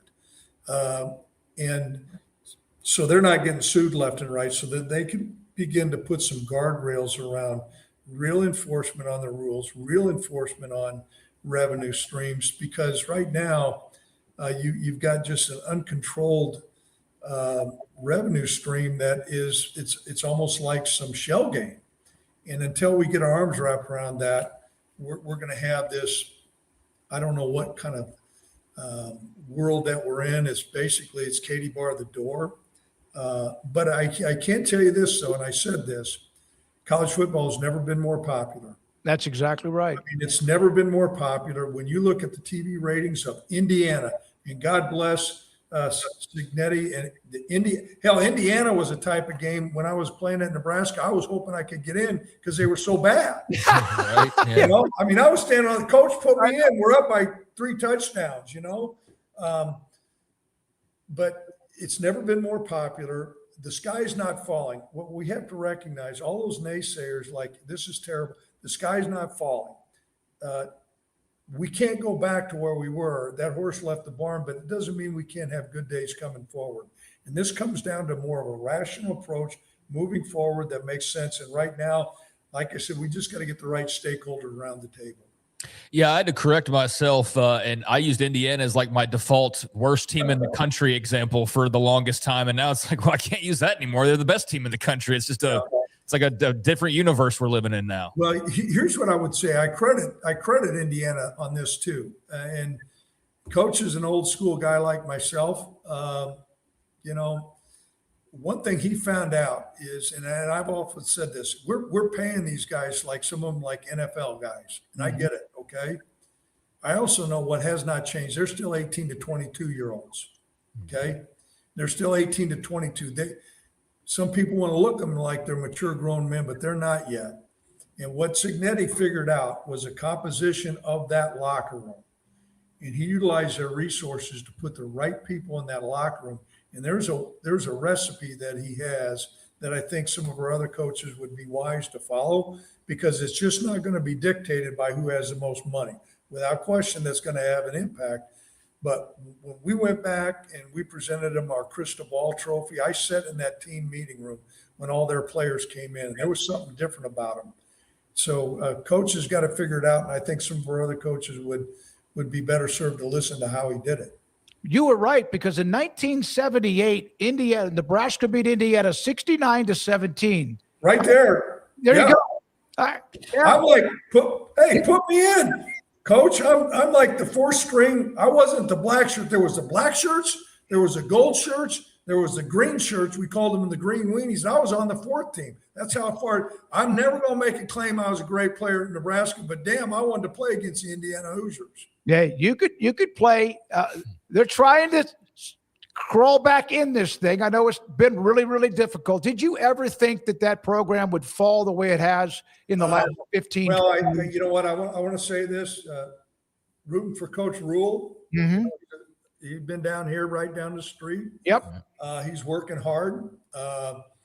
It's hard for me. I did not realize and appreciate the greatness we were around either when I was a player there. We were always pretty good. If we beat Oklahoma, we might get in the Orange Bowl. Yeah.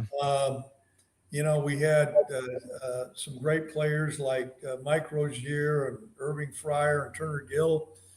But then we had that stretch in the 90s and 5 national championships up on the board.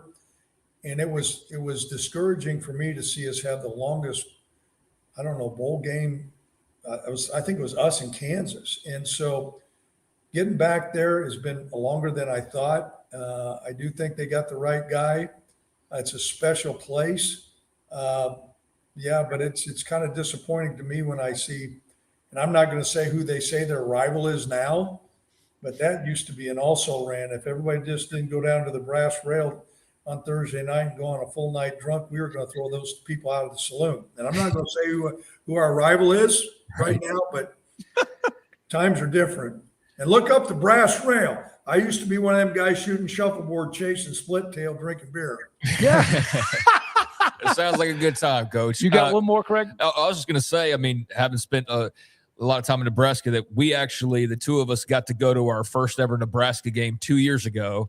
And in kind of classic modern day fashion, they lose to Illinois in overtime with this massive crowd and huge audience. It was just like, of course, but it was special. And I was sitting there as we left, and even still 2 years later going I can only imagine what that would be like to be a part of consistently, much less in the mid 90s and just all the support and the love that they have. Yeah. We used to tell you what, we whipped a lot of butt. Oh, yeah. Coach Osborne had a great, great plan. He was a great head football coach, but we were feared. It was like when we showed up, when people knew the Huskers were coming in town, they better be ready to bring their A game, because we're fixing to get after somebody. Hey, Craig, you mentioned earlier about being 67 and the technology. I'm 67 in less than a month. That's not an excuse anymore. I've even had to learn there's no 8-tracks or typewriters or bag phones. Great segment, first of all. Thanks for your time. I know you got a lot on your plate, but that's not an excuse anymore, man. Well, you know what? Appreciate what you're doing for college football. Keep on championing what we're doing. Like I said, we have a great game. I mean, a great game, and it's never been more popular. I just think we're in some choppy water, and cooler heads got to prevail. Yes, sir. I hope it works out. I know it will at some point with your leadership, too. Thanks for your time and truth serum, and have a great rest of the day. You bet. Bye, Craig guys. Bohl, the executive director of the American Football Coaches Association. We've had him on from the time that he came in and took over. Man, has he really, he looks more comfortable in that position. Not that he wasn't, but really looks more comfortable and more open about some of the issues that they face. Yeah, I think it's really fun to talk to him about a variety of different topics as we did, but certainly does seem like he's in a good spot as far as just what they're doing, looking to accomplish, the communication and the issues at hand. And there are a lot of issues at hand. So I think those are probably really interesting conversations to get into a room and kind of figure out, because like I mentioned with the eligibility thing, I know that I've brought up a few times. It's like the topic of the offseason. But for example, this red shirt or lack of red shirt rule, tell me how this is going to work. Okay. So if you're a senior and he explained how they're wanting it to work, but I can also see how that's going to get sued, of trying to go that route if you do. But if you are a guy so like he said, if they are able to do it their way, then it just starts next year. And so if you're a fourth year true senior who lost your eligibility this upcoming year before it's established, then you're SOL. But if you happen to be somebody who's played 4 years, but you have another year still remaining because you redshirt, or you've been around 4 years, but you had redshirted, then I guess like that's, do you see what I'm saying? Like you're going to have to figure out, it's going to be, when do you start this? And then you prepare yourself for the avalanche of lawsuits that are going to come from people who just missed that cutoff line, who say, like the guys during NIL, like I played 30 years ago and you took away, like we saw those kind of lawsuits right away. So yeah, there's going to be more as far as the eligibility thing goes, because there is going to be somebody adversely affected because they just missed that cutoff line where they could have had a 5th additional year of playing free and clear, but instead they were under the old model. But it can't be perfect. So you've got to start it at some point, and somebody's got to be on the wrong side of history. Unfortunately, it's just, it's timing in your favor. So I think for the athletes moving forward, it sounds like all of them starting in the next year or two are probably going to be able to play around with 5 straight years of eligibility and whatever that looks like for them in their each individual cases. And then there will be some that miss out on having that tremendous opportunity. Yeah. But you can't just, you can't cover everybody's ass. You've got to just start it. Somebody's going to have to not win, and somebody's going to have to be told. Like the COVID year, when they did that, I was like, dear God, women's basketball did everything but play in the tournament. And anyone, if they wanted an extra year, they got it. Men's basketball. And I was like, what are we doing? Because they maybe missed 1 or maybe as much as 6 games in the tournament. Why are you giving them nothing? Why are you giving them another year? I didn't understand that. And it did open up Pandora's box. We got Evan Miya coming up in a minute. Yeah. I mean, I understood the COVID thing because that was not the experience that anybody signed up for. I mean, we're literally throwing this together and trying to make it work on the weight of like a toothpick foundation to just simply keep our heads above water and make whatever money we can while we can, because if we don't, then this is bad for everybody, including the institution. So like everybody in the regular workplaces, we're trying to figure out ways. We tried to figure out a way. That's why this show exists, is trying to figure out a way to deal with COVID changes. And so I think they did the best they could operating like half blind, because nobody knew what the hell they were doing back then. I mean, not even the government. I mean, you could say, well, the government never knows what they're doing, but like nobody knew what was going on. Everybody was flying by the seat of their pants back then. So surprise, surprise, there were some adverse circumstances, but I think everybody was trying to do the best they could. Now, nothing you do is going to ever satisfy everybody, and that will be the case with whatever they do with eligibility. There will be lawsuits one way or the other, and it'll just be a matter of how they stand up, and that's why you're looking for antitrust protection, and you're not going to stop looking for that if you're people in charge, because that's really the surefire way to try to enact this with no issues, but easier said than done, as we've seen over the last few months. Evan Miya from evanmiya.com, EVANMIYA.com, and he joins us now on 365 Sports. We do appreciate it as we're going. We have Sonny Dykes, Houston's cornerbacks coach. We just had Craig Bohl from AFCA, and now, Evan, you get to help us change, not so much because it's still about what we've talked about, which is eligibility and the portal and all of that. First of all, good to see you. How much did Baylor help themselves with, and a lot of teams have, and we'll get to BYU and everybody else, but how much did they help themselves with this Penn State guard coming in and the possibility of brother who's at North Carolina? Oh, I think the get of Caden Mingo for Baylor is huge. And according to my transfer projections, which predict how valuable a player will be next season, regardless of what team they play for, Mingo has a better projected rating than any Baylor transfer did last offseason. And we saw a lot of those transfers maybe not be quite as good as people were hoping or thought they would be in a vast majority of cases. I think Mingo is going to be a really great get for them. He's not a fully polished product yet, but a lot of freshmen like him who were as highly regarded out of high school that he was, and then have really good freshman seasons, albeit maybe not perfect.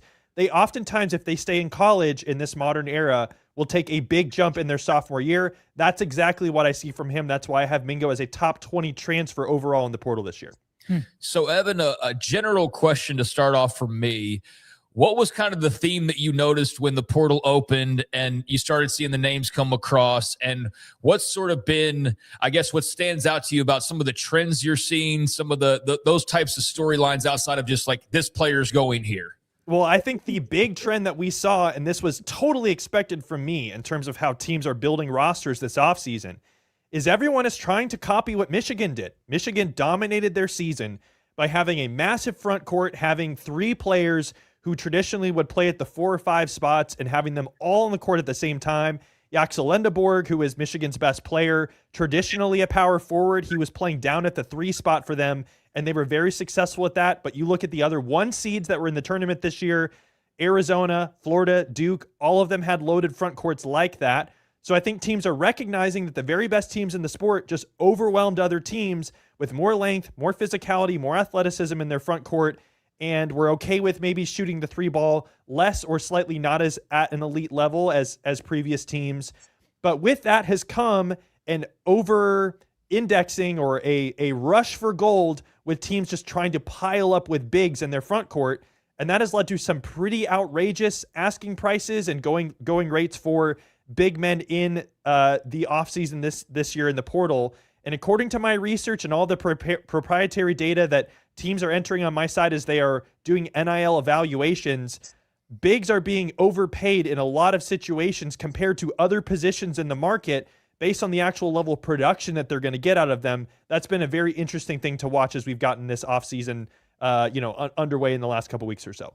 As I did even like junior college basketball for a long time back in the day, but I would ask coaches who were Division I coaches to coming in to recruit, and there's great athletes and great guards and forwards, but I asked one once, I said, why is it that every coach in America thinks they can take this 6'10", 7-foot guy that has not done a damn thing, and they can turn him around and make him like some sort of blue chip? And they said, because if they could walk and chew gum, we have to give it a shot. We want that guy because maybe all of a sudden he gets it.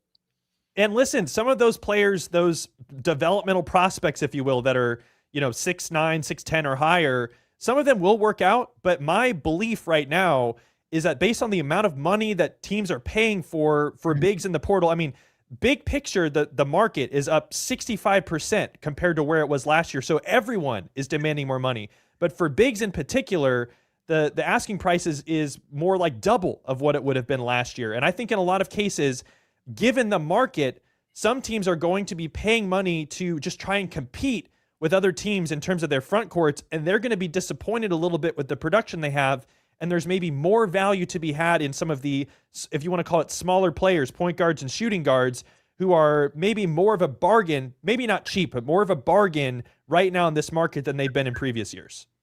So one of the teams that has stood out so far is BYU, Evan, with the Rob Wright decision to return when it looked like he was going to leave. They bring in a big-time prospect again, like they did with DeBanza last year, but Bruce Branch is rolling in. Colin Chandler in the portal. What do you make of what Kevin Young's got going on right now? Yeah, certainly, last season was a disappointment by all means based on the the talent that they had in the roster, the big three that they had in Wright, DeBonsa, and Richie Saunders. So this year, obviously they dealt with injuries and all that stuff. They're hopefully not going to have that issue going forward. I think getting Rob Wright back is really big for them, not only because I think Rob Wright is a very talented offensive player. He has some defensive liabilities, but I think he was excellent for them last year, and I think he can be even more consistent offensively for them. But also just how rare it is for teams to have key returning pieces back to their roster from one season to the next because of how many players will just go from one destination to the next in the portal. Getting Wright back, I think, establishes a level of continuity. And when you talk about Dawson Baker coming back, and then Colin Chandler, who has formerly been at BYU, obviously he wasn't on the team last year, but that's more of a familiar commodity, and he's certainly familiar with BYU. I think those three, like Wright and Chandler in particular, is a good start. Are they going to have the talent level they had last year? Probably not, but I think getting Wright back especially is certainly a good starting point for them. Within the Big 12, but we'll also stretch out a little bit. Who is like BYU's loading up? And you say that Baylor with Scott Drew, my God, they had to do better because last year was just not good at all. Who are the top 2 and 3? Is Arizona taking advantage of it because of what kind of run they made, or what KU with Badinga, him leaving for Louisville? Who's really kind of doing okay right now? I look at Iowa State, and they have more or less finished their roster already at this point in the season. I think over the last weekend, they had 4 or 5 guys that they were recruiting in the portal all commit. Now, Iowa State is going to have a very different looking roster this year than they had last year, where they had a big 3-headed monster in Taman Lipsey and Milan Momcilovic and Joshua Jefferson. Obviously, 2 of those guys are gone. Momcilovic is likely to leave through the portal or go to the NBA. But when you look at the roster that they have coming back, Killian Torrey was great in his first year. Blake Buchanan was awesome. Jamarian Bateman showed flashes as a freshman. And then they've gotten 4 or 5 really solid transfers to the portal. I don't think they'll necessarily have a one standout player this year like they've had in previous seasons, but the depth of their roster looks really impressive to me. And given how TJ Otzelberger often gets the most out of his rosters, I have a lot of confidence right now that I think they would be a top 20 team next year. And so I think they should feel pretty good about what they're doing. And certainly there are some other teams in the Big 12 that have yet to really make a big splash or establish what their roster is going to be. Kansas, obviously, having Badunga and Bryson Tiller and others leaving. They have yet to kind of make up for that gap. And in fact, Kansas right now, if you look at on evanmiya.com, their overall transfer activity rank, what that does is it looks at the quality of transfers that you're bringing in through the portal minus the quality of guys you're losing through the portal. It's basically a measurement of, did your roster get better or worse through portal activity, essentially? Kansas is the worst team right now in the entire country in portal activity based on the skill level they've lost versus coming back. So they certainly have some work to do there, but Iowa State certainly one of the better ones. So Otzelberger was pretty quick to throw water on the fire about any move to North Carolina. We know what happens there. There's speculation about others, and eventually it ends up being Mike Malone. Evan, I don't know how in-depth you get as far as the coaching specifics, but what were your thoughts when you saw Mike Malone be the guy that's coming in to take over a program like the Tar Heels? And is there anything to take note of just yet with how they're going to operate? Yeah, I won't pretend that I'm an expert in sort of coaching evaluations like a lot of other people in the media are. I do think, generally speaking, I was hoping North Carolina would get a coach who had previous head coaching experience at the Division I level, and some of the names that we're tossing out, like Otzelberger and Billy Donovan and a bunch of other coaches, I think would have all been potentially good fits. I think Michael Malone, obviously in this modern era, it is really, really hard to judge coaches the same way that we have done before. And ultimately, he could be really successful in his first year and second year at North Carolina.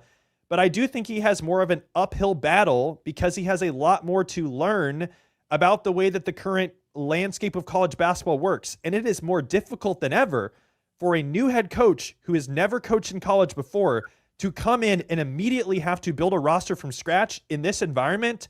I know that he has a lot of pieces and coaches and leadership around him that have that experience, but it is very difficult. And given the number of players they have leading through the portal, they have a lot of work to do. So, we can come back and evaluate how this roster looks in a month or so, but it's certainly going to be challenging.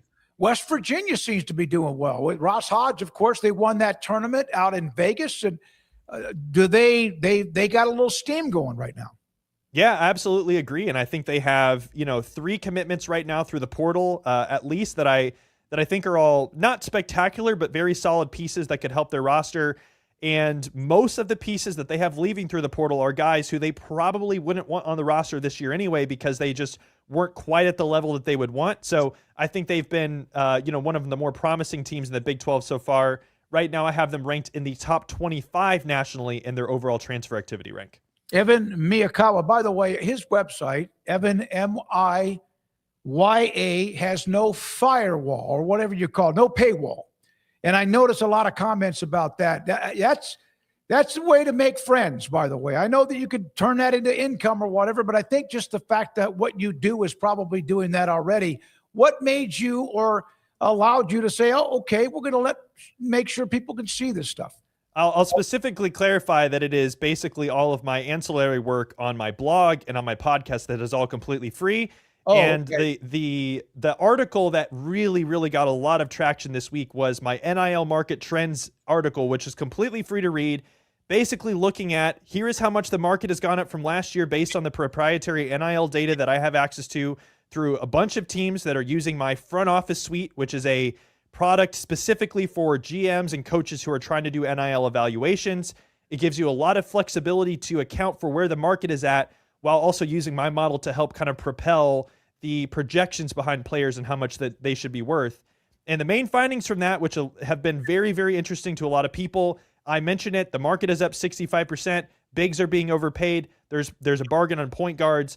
And I do think in terms of just general trends that we might see from rosters this season, because everyone is trying to, or a lot of teams are trying to move towards the Michigan model of having these bigs and front courts, I do think there is going to be some value in teams that were built kind of like Vanderbilt and Nebraska this year, who maybe have less traditional bigs, but are just so skilled in these, guard and wing positions that they're just going to end up being better, more talented rosters than some other teams that try and spend a lot of money on front court talent, but might be lacking in other areas. So that'll be an interesting trend to watch this year.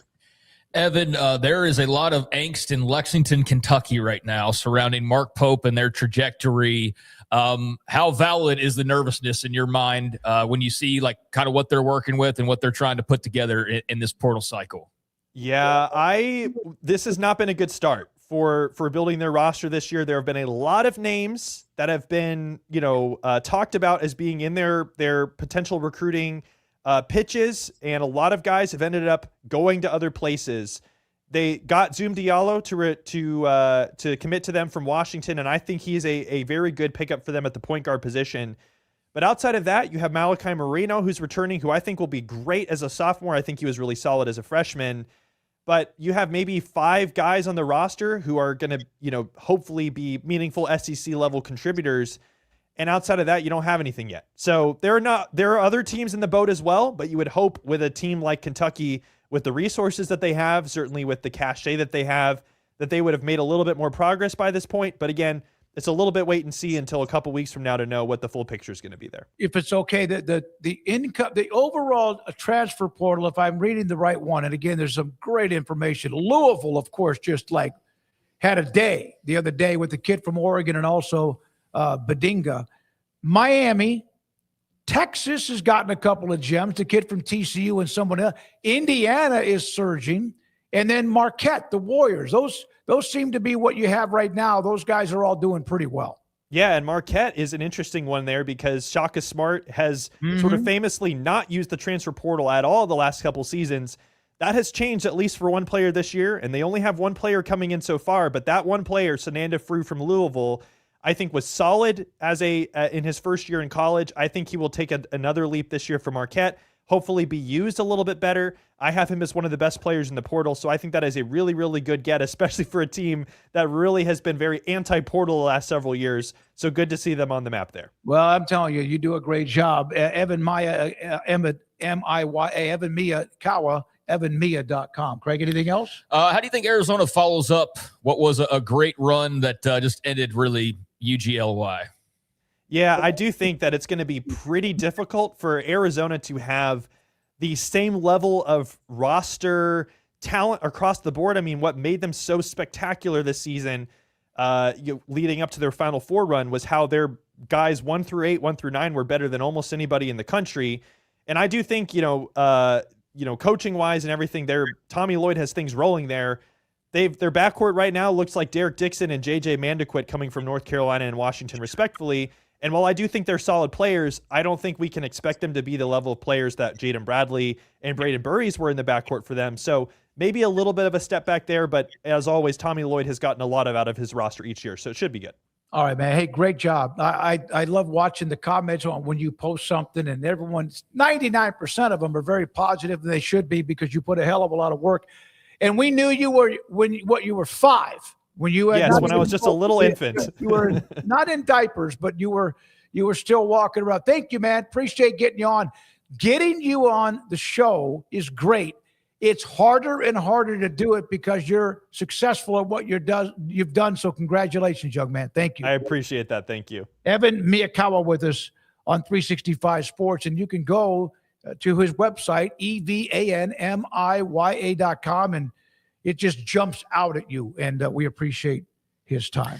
Yeah, there are subscriptions you can get over there. That depends on how in the weeds you want to get and how nerdy you want to get with it. And I mean that as a compliment. Or if you're involved in a organization or a program, then a lot of them, as he mentioned, are already on board and using his tools and what he's got over there. So yeah, you can get even more depending on how far you want to. You stretch your bucks, but there's a lot of great free stuff on there as well. And he's done a hell of a job. I mean, we saw him before that site existed, and he was just a young man graduating from Baylor that jumped on with us occasionally. And then he launched that website, and it's absolutely gotten massive in a short amount of time. Very smart guy. And clearly most of the college football or college basketball programs in America at this point are somehow in some way using his materials to help make some of their decisions. So it's been incredible to see that growth by Evan. Congratulations to him. And really, it truly is still in its infancy, which has got to be part of the most exciting part for him. So, incredible to watch. Hey, at 5 o'clock following, or whenever we get to that hour, Craig Smoke Off the Radar coming up next. But got a couple of quotes from a story that Chris Lowe, who joined us, remember, earlier in the week, who has been on a banger of great columns. He wrote one on Arch Manning. A couple of quotes from a teammate about how here's one of them. You got it up?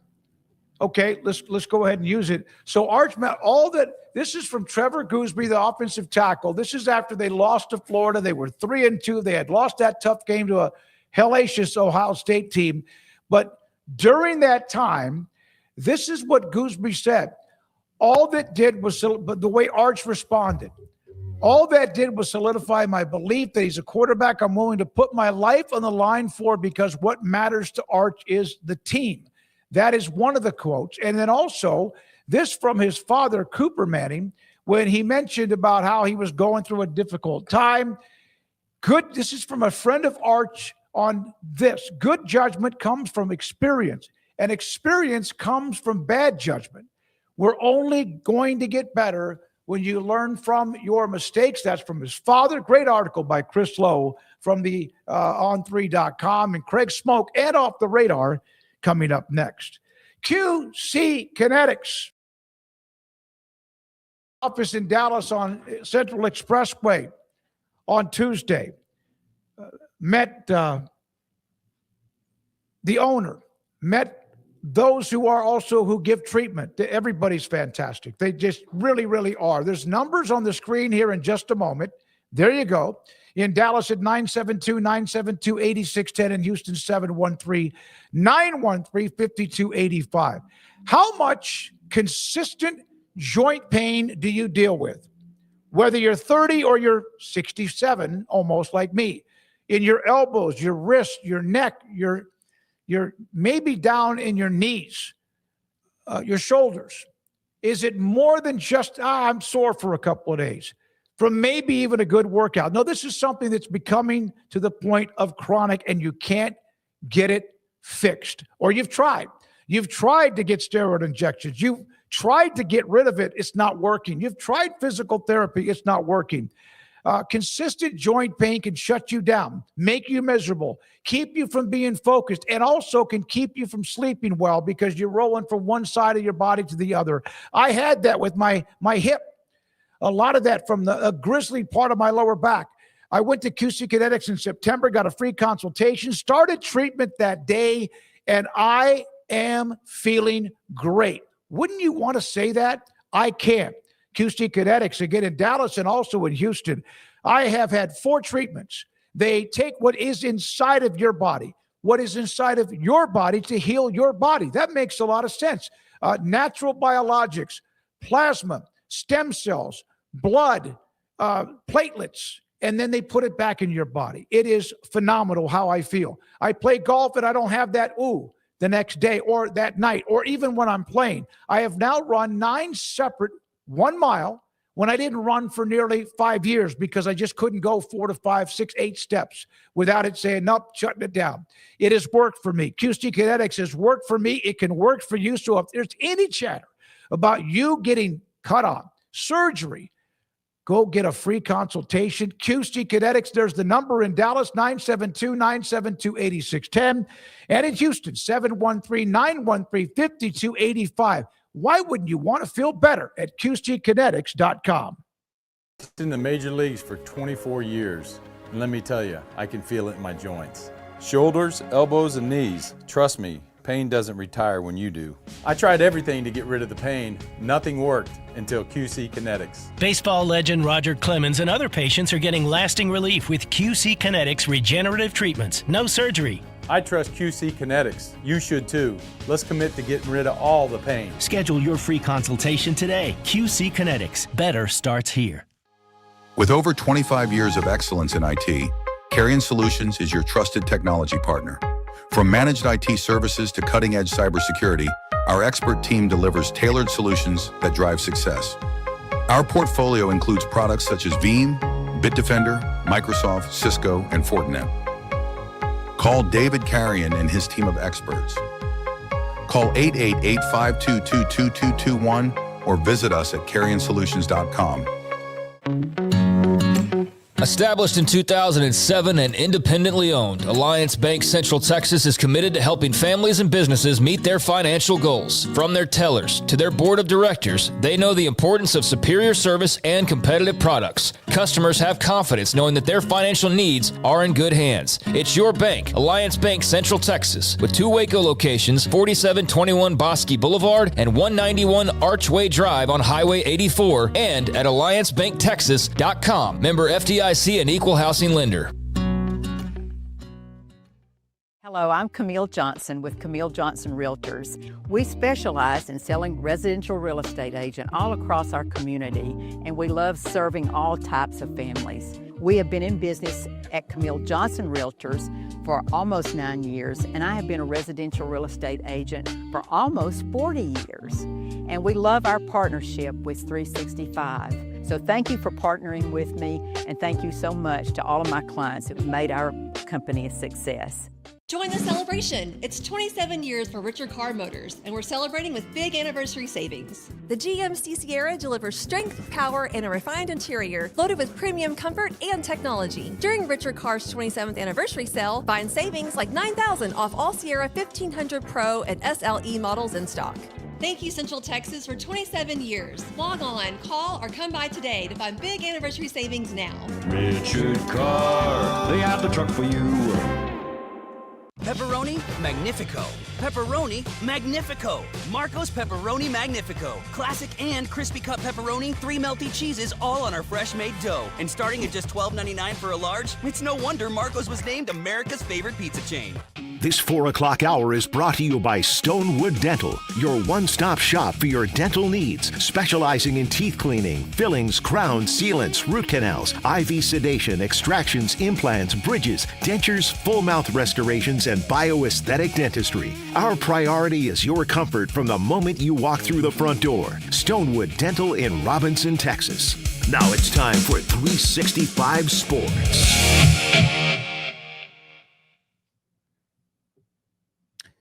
And welcome into 365 Sports. Time for the Off the Radar segment here. And so appreciate you joining us as always, and get into a couple of stories that are off the radar going on today, including one we talked about at the top of the show yesterday that is still ongoing. And that is having to do with LIV Golf and the reports of its demise that have been out there since the Financial Times and a couple of other places broke stories yesterday.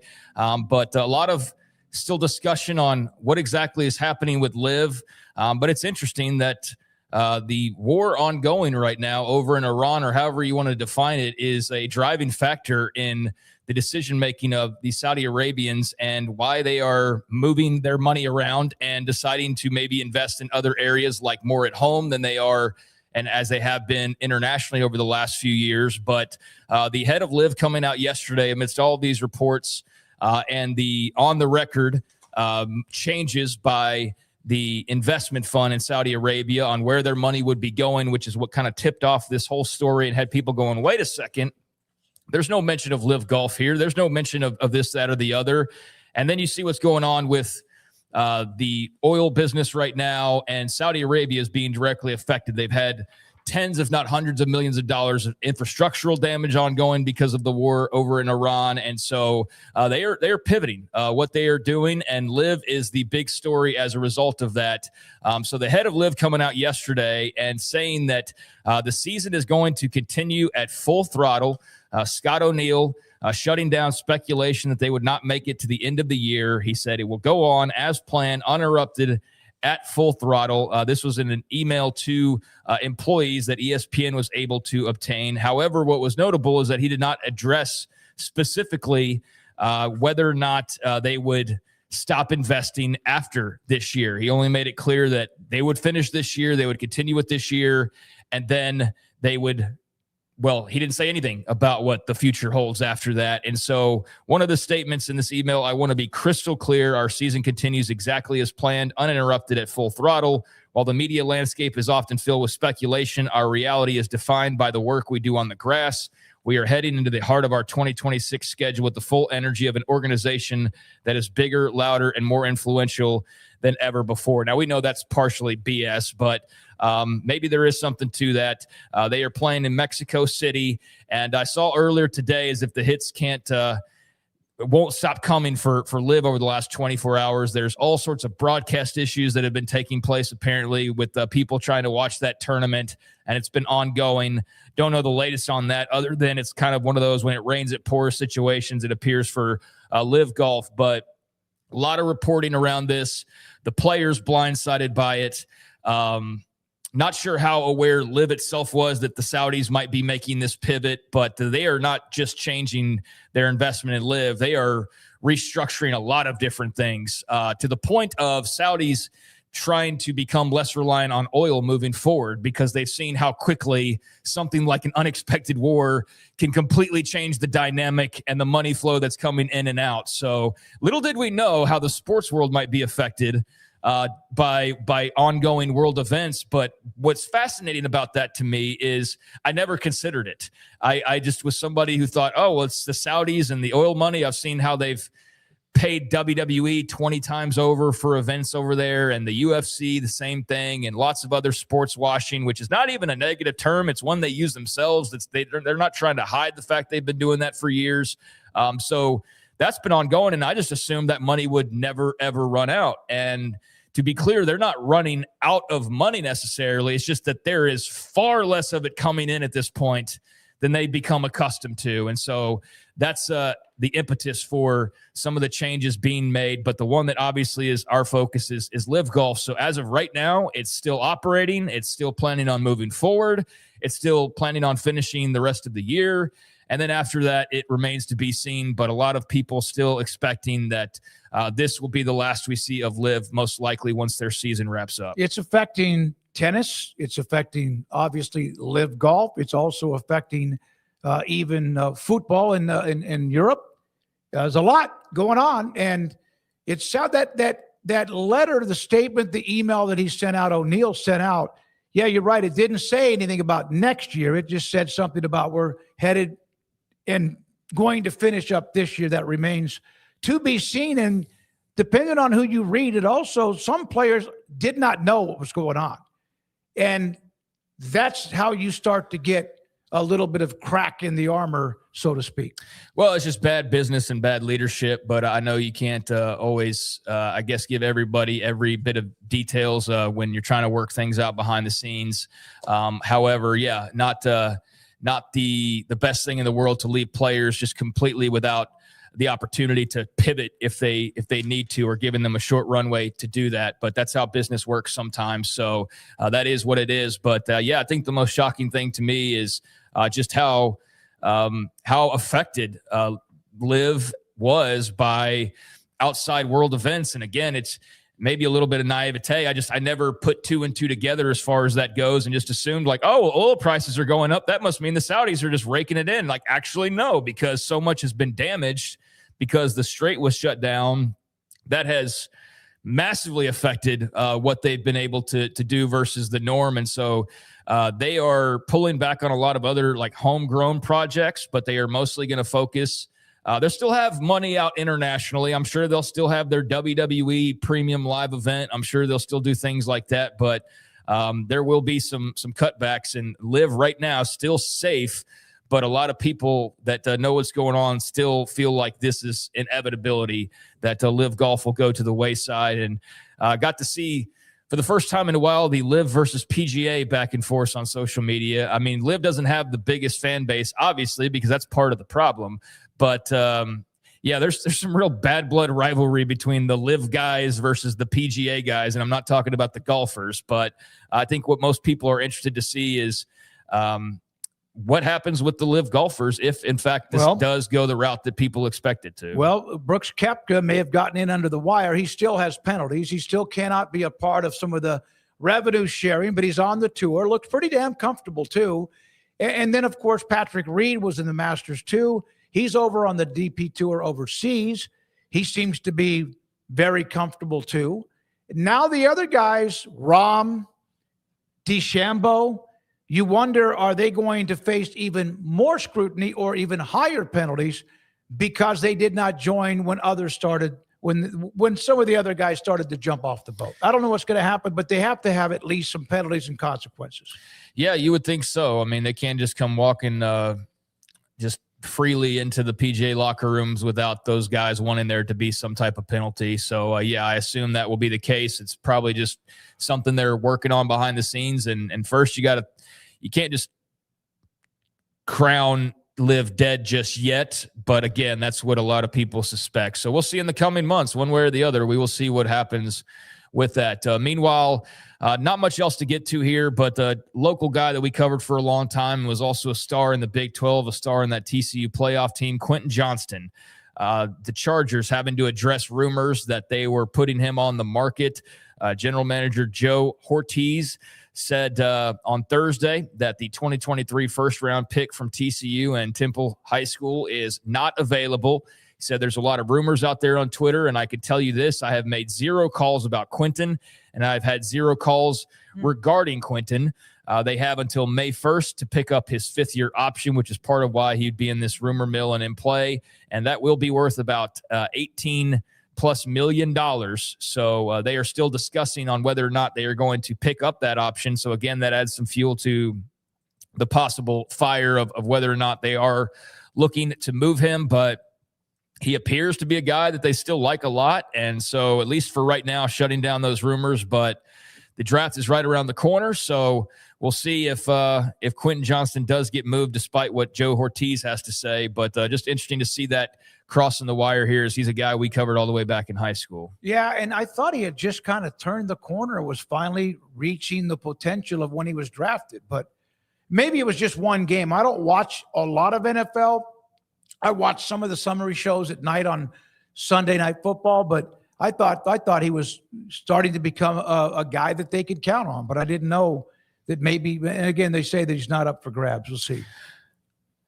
Yeah, I mean, the money part could play into this, obviously, as I just mentioned there, with the contract coming up and what they would owe him. So that's a lot of money, nearly $20 million guaranteed. He did lead the Chargers in touchdowns for a second straight season, had 735 yards in 14 games. So, yeah, he had catches. He had a good year.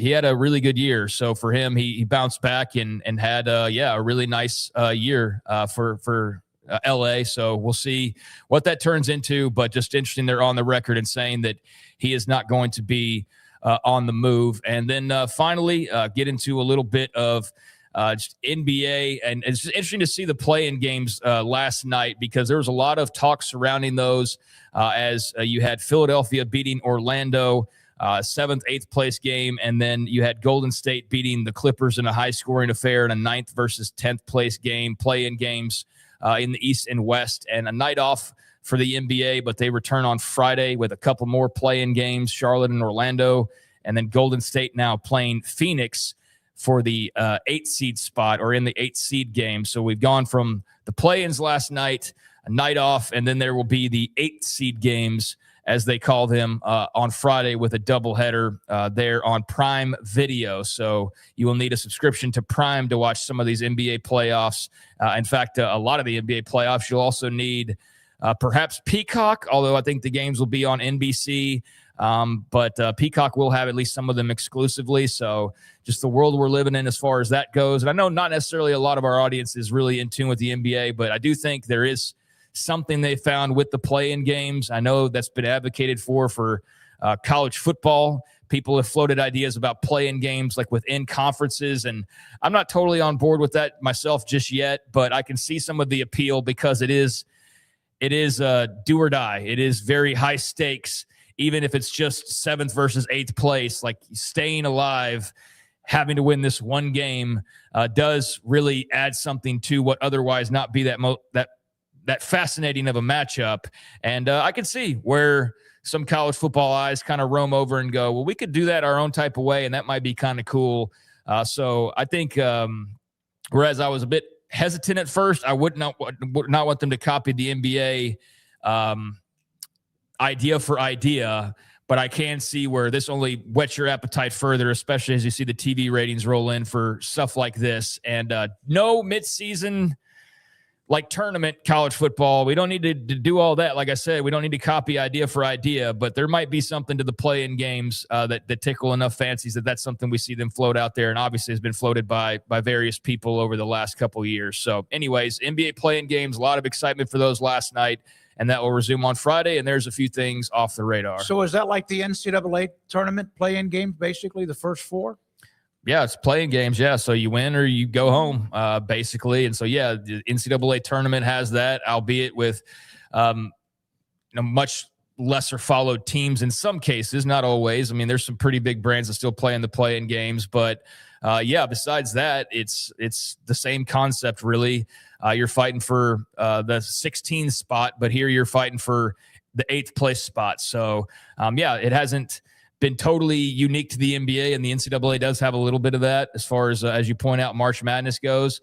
But more or less talking about the idea of that in football is where I'm talking about specifically, because that's where it would be unique and new, and what people have brought up as an alternative to conference championship games or trying to spice up the conference tournament or conference championship weekend would be to do something a little bit different, like these play-in games. So there's definitely high stakes involved, definitely a lot of drama involved, definitely not a game that either team's sleepwalking through or not wanting to win. And so maybe there's something there. We'll see. But for right now, it seems to be working well for the NBA. Well, I saw Curry's shot last night. That was remarkable. And I guess I didn't understand him at first. I thought you had 8 teams in each conference, that I finally, because I don't pay a lot of attention to the NBA, I kind of know what the stories are. And then all of a sudden it was a dramatic finish last night with what they did as they moved on. I don't think that would work in football, but then again, I never thought a lot of things would work, what we see now in this day and age of sport. All right, Craig, thank you very much. When we come back, we've had a 3 or 4 stories we've had all week long in what we call kind of a portal. When we come back, Gus Malzahn visits Auburn. Alex Goldish on Gus Malzahn visiting Auburn, and a couple of other nuggets. And Chris Vanini with a note about, we heard earlier this week officially what Iowa in vacating wins, kind of a circle on vacating a win against somebody else who already had vacated. So I'll get to that and more. We appreciate your time. Hit the like button if you have not already. This is 365 Sports. Marco's Pizza. Pizza lovers get it. You go online if you are, for example, wrapping up your day and I need to get something to eat. Maybe take it home to the family, take it home for yourself, have them deliver it to you wherever you live at Marco's Pizza. Bob Mock with 5 locations in the Waco area. And when I went on there just a minute ago, unlocked $5 of any order of $25 or more. Explore the hot deals, Magnifico pizzas that start at $12.99 for a large, whether it's all meat or meat and pepperoni. One-topping pizzas for $8.99. Order them, have them deliver it, or you pick it up. And you can do that. Plus, they have some sweets, and they have wings, and they have sandwiches and brownies and all the other good stuff as well at Marcos.com. Fastest growing pizza brand in America. 5 locations in the Waco area. Marco's Pizza. Pizza lovers get it. Petty Clinic Men's Healthcare in Woodway is now proud to offer you men an exceptional weight management body sculpting product called semaglutide, also known as Ozempic or Wegovy. Semaglutide is an FDA-approved weight management medication. Once-a-week injections of this powerful medication offers an average body fat weight loss of 20% within the first year of treatment. In addition to body sculpting, semaglutide also normalizes blood sugars and has the clinical research proof of reducing blood pressure, cholesterol, stroke, and heart attack risk. If you're like most men and you have stubborn fat that will just not respond to typical diets and exercise, then help is finally here. Semaglutide. Affordable, highly effective. Google search Petty Clinic Waco and reach out to the Petty Clinic team today for a free consultation with Dr. Petty to see if semaglutide is right for you. Go to pettycliniclowt.com.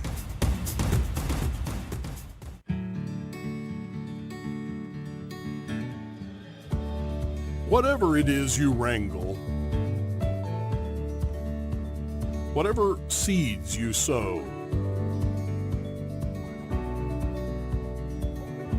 no matter what you nurture or what you choose to grow, at Texas Farm Bureau Insurance, we're proud to protect all Texans. When you play hard, sometimes you fall hard. Sports injuries require special treatment. At Southwest Sports Medicine and Orthopedics, our team of expert doctors provides athletes and active adults with comprehensive sports medicine care, diagnostics.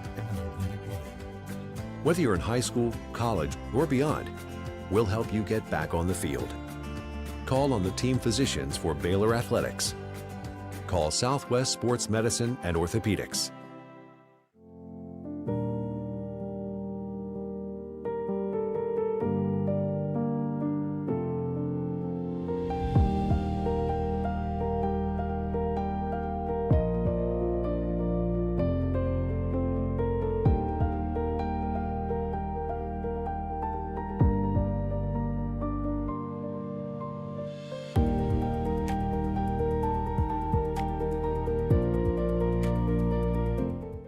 I pitched in the major leagues for 24 years, and let me tell you, I can feel it in my joints. Shoulders, elbows, and knees. Trust me, pain doesn't retire when you do. I tried everything to get rid of the pain. Nothing worked until QC Kinetics. Baseball legend Roger Clemens and other patients are getting lasting relief with QC Kinetics regenerative treatments. No surgery. I trust QC Kinetics. You should too. Let's commit to getting rid of all the pain. Schedule your free consultation today. QC Kinetics. Better starts here. From the TFNB, your Bank for Life studio, this is 365 Sports. Presented by IdealMRI.com. Premium quality MRIs, convenient, affordable. That's ideal. And by Texas Farm Bureau Insurance. We are Texas Farm Bureau Insurance, your insurance provider built by Texans for Texans. And we've been protecting families in our great state since 1952. TFNB, your bank for life, serving Central Texans since 1889. Now it's time for 365 Sports. Here we go, 365 Sports, headed towards the ending, which Andrew Valade, of course, sets us up. Rez, Logan, Garrett, and Andrew all today being a major part of what we do on 365 Sports. David Smoke, Craig Smoke, The Smoke Show and we appreciate your time. So there's a portal that the guys here probably wish I never would have learned, because most everything I used to do is I'd see a story, I'd forward it to an email with all the people, everybody involved, and then we would add that to the list of what we use. I've learned now how to use this portal, and I love it. And we've had about 6 or 8 stories that have been in there all week long, and we have not been able to get to them. So if we don't do it today, I'm not letting them hang over till tomorrow. Auburn football, Gus Malzahn, former Auburn head coach. He went to USC, then he, of course, UFC. Then he was at Florida State as a coordinator. Now he's retired. He visited practice. There you see him with Alex Golish and company. And then Alex Golish afterwards was asked about having Malzahn out to watch Auburn football. Coach Malzahn came out. That was his first one of spring. I've been trying to get him here. He's moving back and will be a huge resource for me, and super grateful for him and Christy and the support that they've shown myself and Lex, and which has been awesome. So super grateful to have a wealth of knowledge here and a guy that cares about Auburn so dearly. I really met him when he was at UCF and I was at USF, and you inevitably run into each other in recruiting and clinics and all that. USF, UCF, you're supposed to hate each other, so we wouldn't talk in public or anything. But I've always respected, he's from the same place that my wife is from. He's revered in Northwest Arkansas in a lot of ways, and so for me, just a guy that's done it at a high level. I'm excited. Like, for me, I got no ego in this thing, man. Like, if there's somebody that's been there, done that, and had success, I am all ears. I just asked him for his notes from the scrimmage. Like, if I got a guy living down the street that has time, one, I'm super jealous. Like, he's like, man, it's going to be between the lake and here, coach, like, I'm like, yeah, I know, Gus. Eventually I'll get there too, but he, to have a wealth of knowledge like that, and for him to be willing to give up his time, I'm telling you, he loves this place. This place, however it all shook out, like he is so grateful for what this place meant to him and still does. So I'm going to use every resource I possibly can, and I've reached out to every single person that's coached here that's willing to help and lend an ear, if nothing else. But Gus knows more football. He's forgotten more football than I know, so I'm going to take every bit of it. I have always been amazed and sometimes not understood when coaches take over a program. And sometimes, on the outgoing coach is a bad situation thing. But how would you not lean on the history? And there are some that don't want to have anything to do with it. They don't want former players around. They want to do it their way. It's almost like they don't recognize, especially if there's been a pretty good tradition. I've never understood that. And if you can pick the brain and have the eyeballs of Gus Malzahn helping you as a football coach, I don't know why you would never take advantage of that. I really don't know why, this is like all that unique. I mean, it seems to be pretty much common sense. It'd be one thing if you had personal bad blood. It'd be one thing if Malzahn was carrying a grudge for his Auburn departure, but he's clearly not concerned about that, has a healthy, good relationship with Auburn still.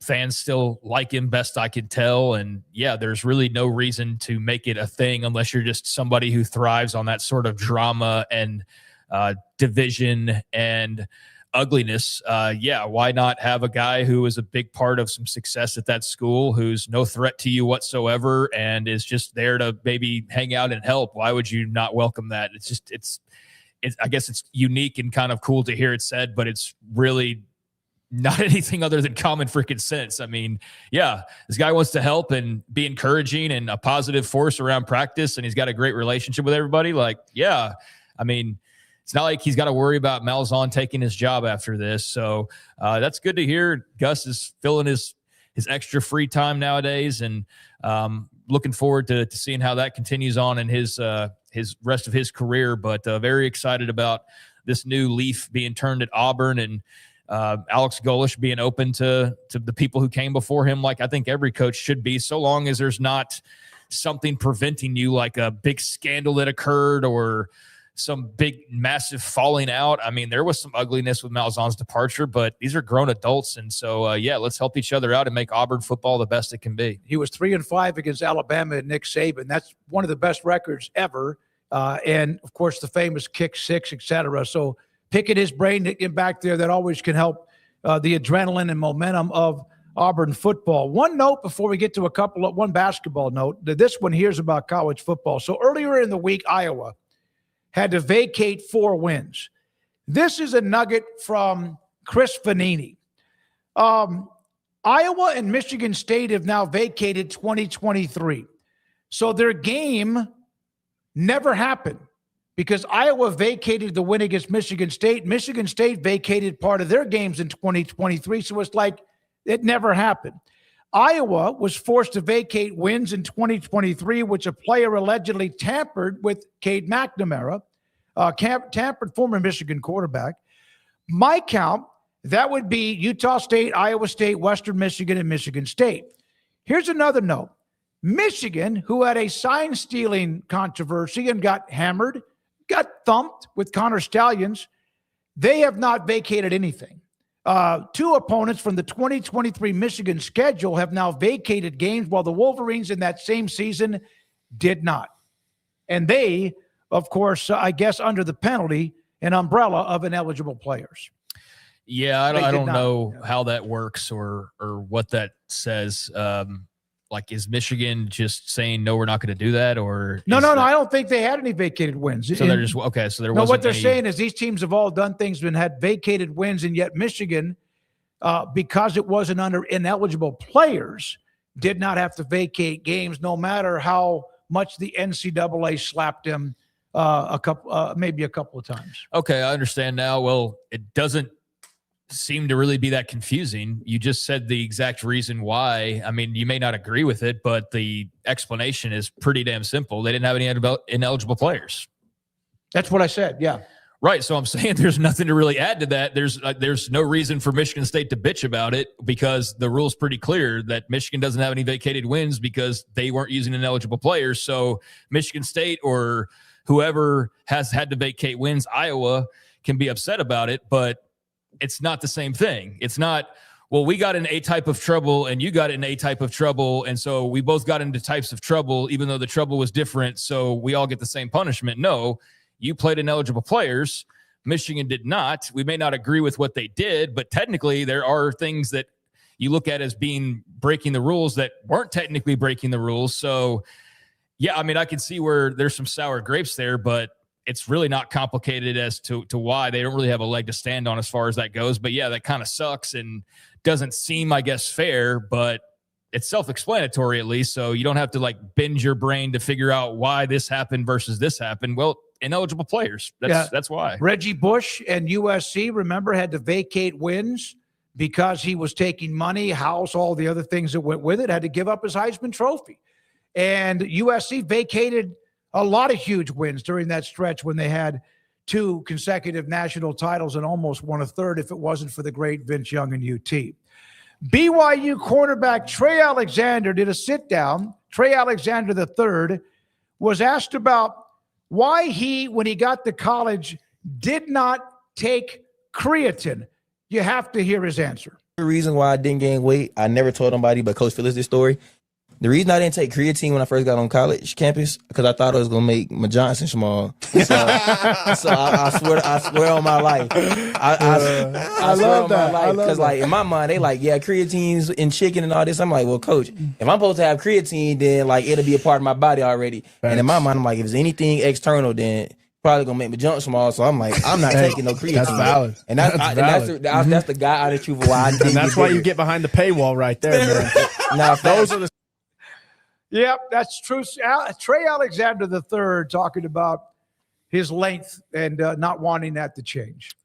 Yeah, that's the way to put it. I think it's a funny clip and seems like a fun dude to hang around with and a hell of a podcast guest. So it makes me want to check out that pod and see more of his personality. Maybe less about the junk talk would be good, but in that case, warranted and pretty funny. And yeah, seems like a guy with like I said, a really big personality and lesson learned. It seems like I am hearing creatine. It's kind of like all this protein marketing.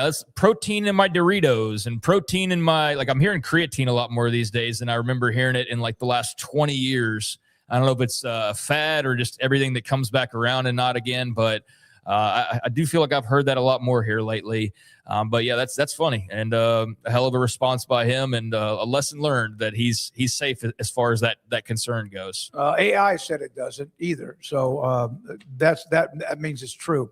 All right, here's a story that I made a comment on Twitter, and I want to clarify it. So the UFL, remember we had Rick Neuheisel on with the Dallas Renegades. Their final home game this season is May 15th. They're going to play it at Phantom Warrior Stadium on the Fort Hood on military base, the U.S. Army military base. There will be service members, families, or whatever that will also be in attendance. I talked to Harker Heights football coach today, Mark Humble. He said they're expecting a big crowd. There's two things I was worried about.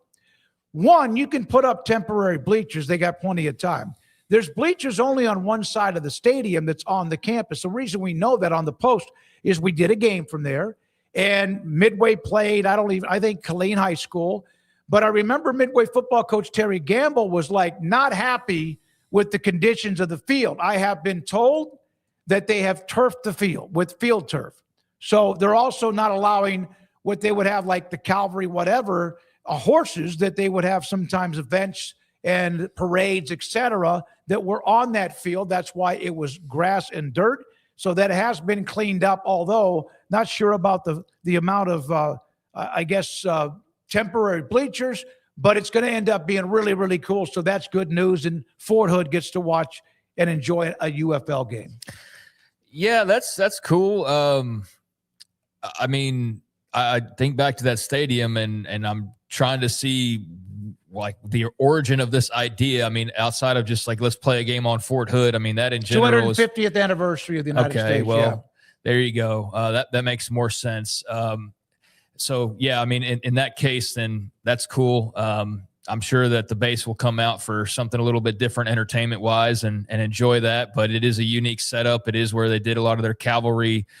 I don't even know what the proper terms are. I don't want to like butcher the lingo here, but that was kind of their cavalry grounds and very makeshift at the time we were there and very much in the middle of nothingness. I think like the airstrip was next to that or something. It was just a very bizarre place to be for a high school football game, but I can see where if they spruce it up a bit, then it'll be a really unique event and a really cool thing for the people posted there on Fort Hood. So yeah, I'm all for trying new things and new ideas. And I was curious about how that would work, but in honor of America's birthday, okay, there's worse ideas out there to celebrate it for sure. So I think, yeah, that's cool. Interested to see how that turns out. It again, pretty nice side bleachers, etc. On one side of a one-story press box. I remember we did a game from there and did that. We had just enough room, but nothing on the other side. But they have turfed the field, so that's great. And that will come up. That's May 15th on Fort Hood. Will be the UFL. The Renegades will be playing their final home game at Phantom Warrior Stadium on the Army base. All right. Thank you for your time today. We're not done. Let's get to the wheel.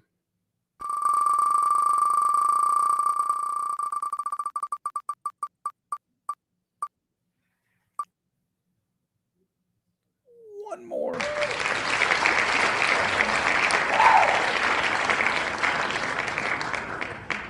Craig? Is there any band or artist you could name all or nearly all of their major albums off the top of your head? For example, the Beatles, I guess, is Andrew's answer here. I would take some time. I could name quite a bit of the Elton John albums, but I not all of them. No, I mean, he's been doing this since the late 60s, so I wouldn't be able to do that. I could do like Nirvana because they had such a short catalog. I wouldn't be able to get them probably in the right order these days because I've lost a lot of interest over the last few releases, but I could there for a while with Eminem. I could have gone in order as far as that goes. But at this point, I think I'd probably miss one or two of the recent releases that he's had because I'm just not as into the whole genre as I was 10, 15, 20 years ago. And beyond that, I'm trying to think, like I could probably do pretty okay with the Beatles, but I wouldn't get 100% on that.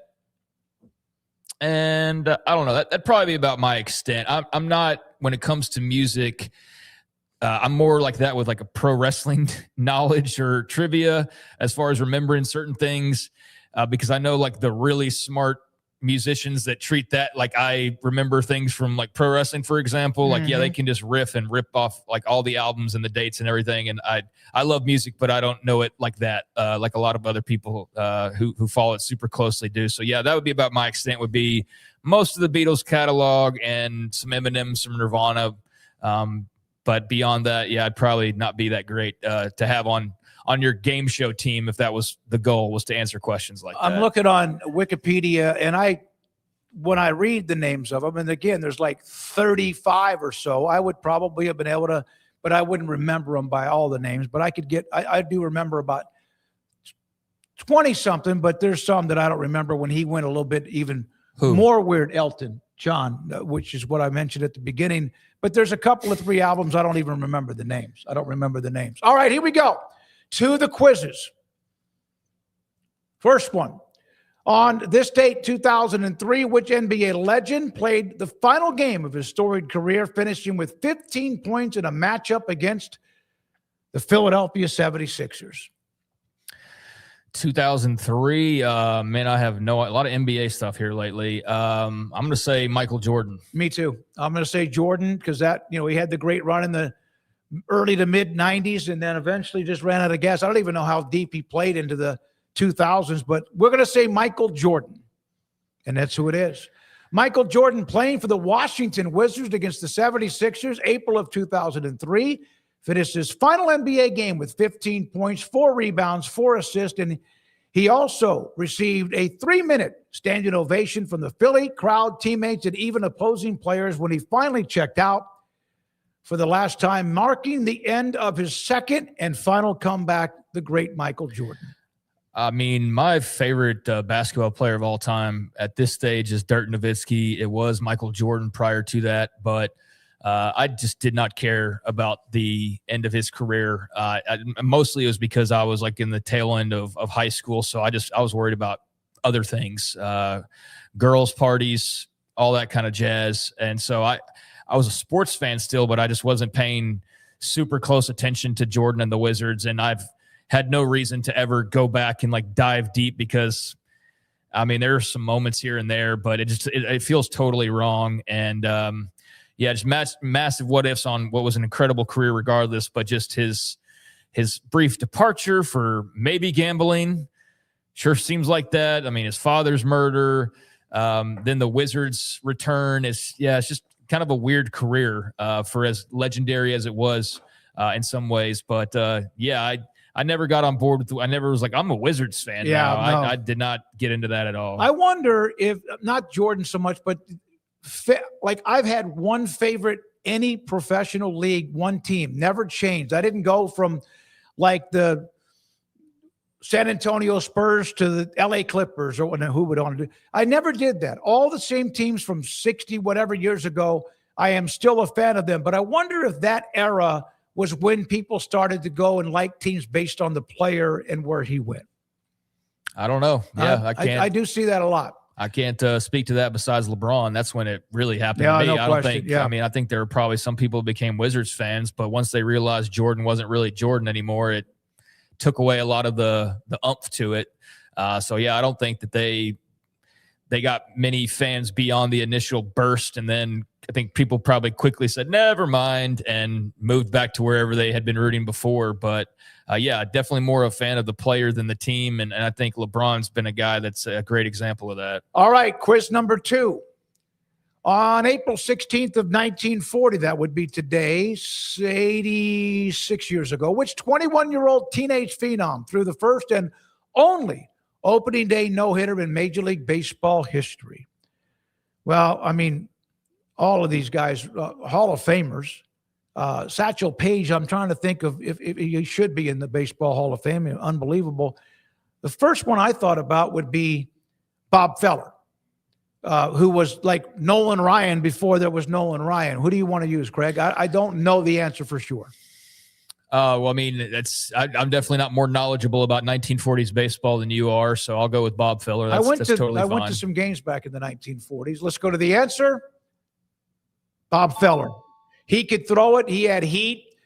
Bob Feller, Rapid Robert pitched a 1-0 masterpiece for the Cleveland Indians against the White Sox, April 16th of 1940. Remarkably, Feller jumped straight from high school to the majors and later became the first Major League Baseball player to enlist in the Navy after Pearl Harbor, serving as a gun captain on the USS Alabama. Good for him. Great player. I kind of I love reading a lot about the guys from Ruth all the way up until the 60s with Mays and Mantle and so many others.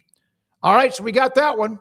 Here is now how Andrew set up the quizzes today. I think I was able to vote in one of these. Craig, do this one.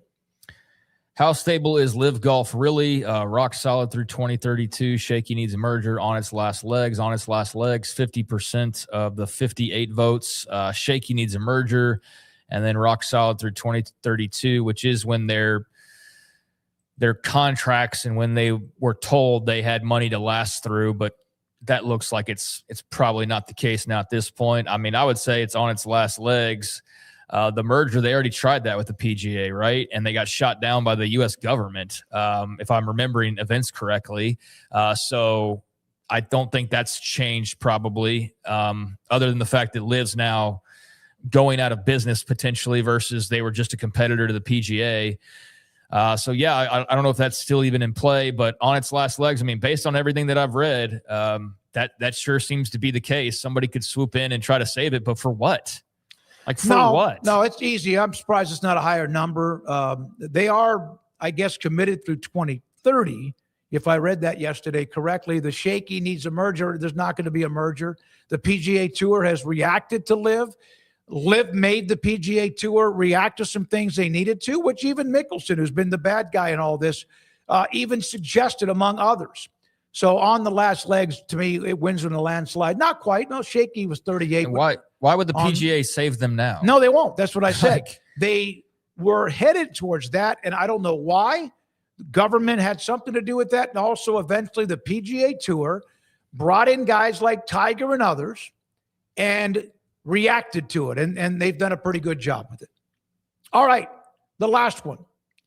Should the NCAA enforce a strict 5-year eligibility window starting at the age of 19? I love those pictures or graphics or emojis or whatever that is. Yes, keep college young. 88%, that's probably how most people think, and I agree with that. I agree with the keep college young. I've said before, I'm not trying to root for professional sports teams, even if that's what they resemble more closely than they resemble college teams a few years ago. It's still got that element of college to it, and I don't care to see 30-year-old Diego Pavia quarterback at his 5th school because he just keeps entering the transfer portal for the rest of his life. I don't care to see 7th-year Trinidad Chambliss. Get your years, and then the next guy, and then he gets his, and then the next guy, and how it's always been is how I would like to preserve it as best as you possibly can. So, yeah, I have no desire to see John Mateer be the quarterback at Oklahoma for the next 8 years until he ages out or isn't good enough, and then they finally go and change quarterbacks. Like, I like getting him for a couple years, big splash, let's see what he can do. Whatever looks like at the end of this year, it's exciting to know there'll be a new guy that comes in either through recruiting or through the portal, and that's the circle of life, the constant changeover. That's part of the appeal of the sport to me, not the let's lock down these guys for years on end. That's why I watch the NFL. So yeah, I'm all for. Obviously, there's legal issues at play that could have something to say about this, but if we're just going on, none of that matters in this equation, then yeah, there needs to be a ticking clock. There's a story today by David Ubben, and we will get into some of that tomorrow about how players, the reason you stay in college, especially some quarterbacks, is you're making more money now in college than you would if you were a rookie contract in the NFL. Will Howard was used as an example, or Riley Leonard used it as an example. We'll have that a little bit on Friday's show. Also in the chat room, some of the albums are Metallica, Megadeth, a bunch of old metal bands, Led Zeppelin, and Pink Floyd were a few of the Aerosmith, Foghat, Bad Company that people said they could name their albums. Yeah, we definitely have a a type in chat. I feel like, like a lot of people with the same vibes and the same interests and kind of the same time period. And I love a lot of those bands that were just mentioned there. I remember Metallica getting brought up as a question. I think it was either part of the quizzes or is like a super chat. And I still regret that we couldn't answer that better just because I'm not a big Metallica guy. Like some of their songs, but just not knowledgeable enough to have answered that question well enough, which I still regret at this point. But thanks for tuning in and for giving your 2 cents as well. Appreciate it. Logan Bagessi, thank you. Also to Rez, we appreciate you. Andrew Valade, as I mentioned, and also Garrett Rott. Our thoughts and prayers with Arizona State football. Stephen Miller, assistant strength and conditioning coach, passed away. Former ASU offensive lineman for 4 years from 15 to 2019. He died last night, and obviously no practice today, so our thoughts with the Sun Devils and the program. Thank you, everybody. Craig Smoke, David Smoke. This is The Smoke Show and 365 Sports. We're back tomorrow at 3.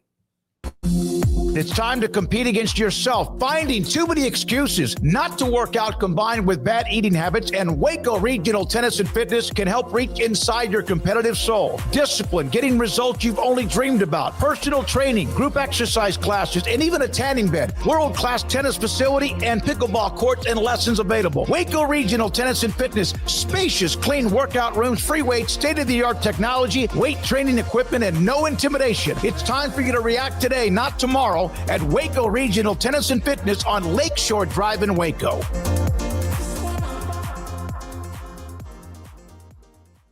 Declaration of Deals is at Allen Samuels in Waco. Get $11,000 off a new Ram 1500 Lone Star, plus 2.9% for 72 months. And America's best full-size truck powertrain 10-year, 100,000-mile limited warranty at Allen Samuels in Waco.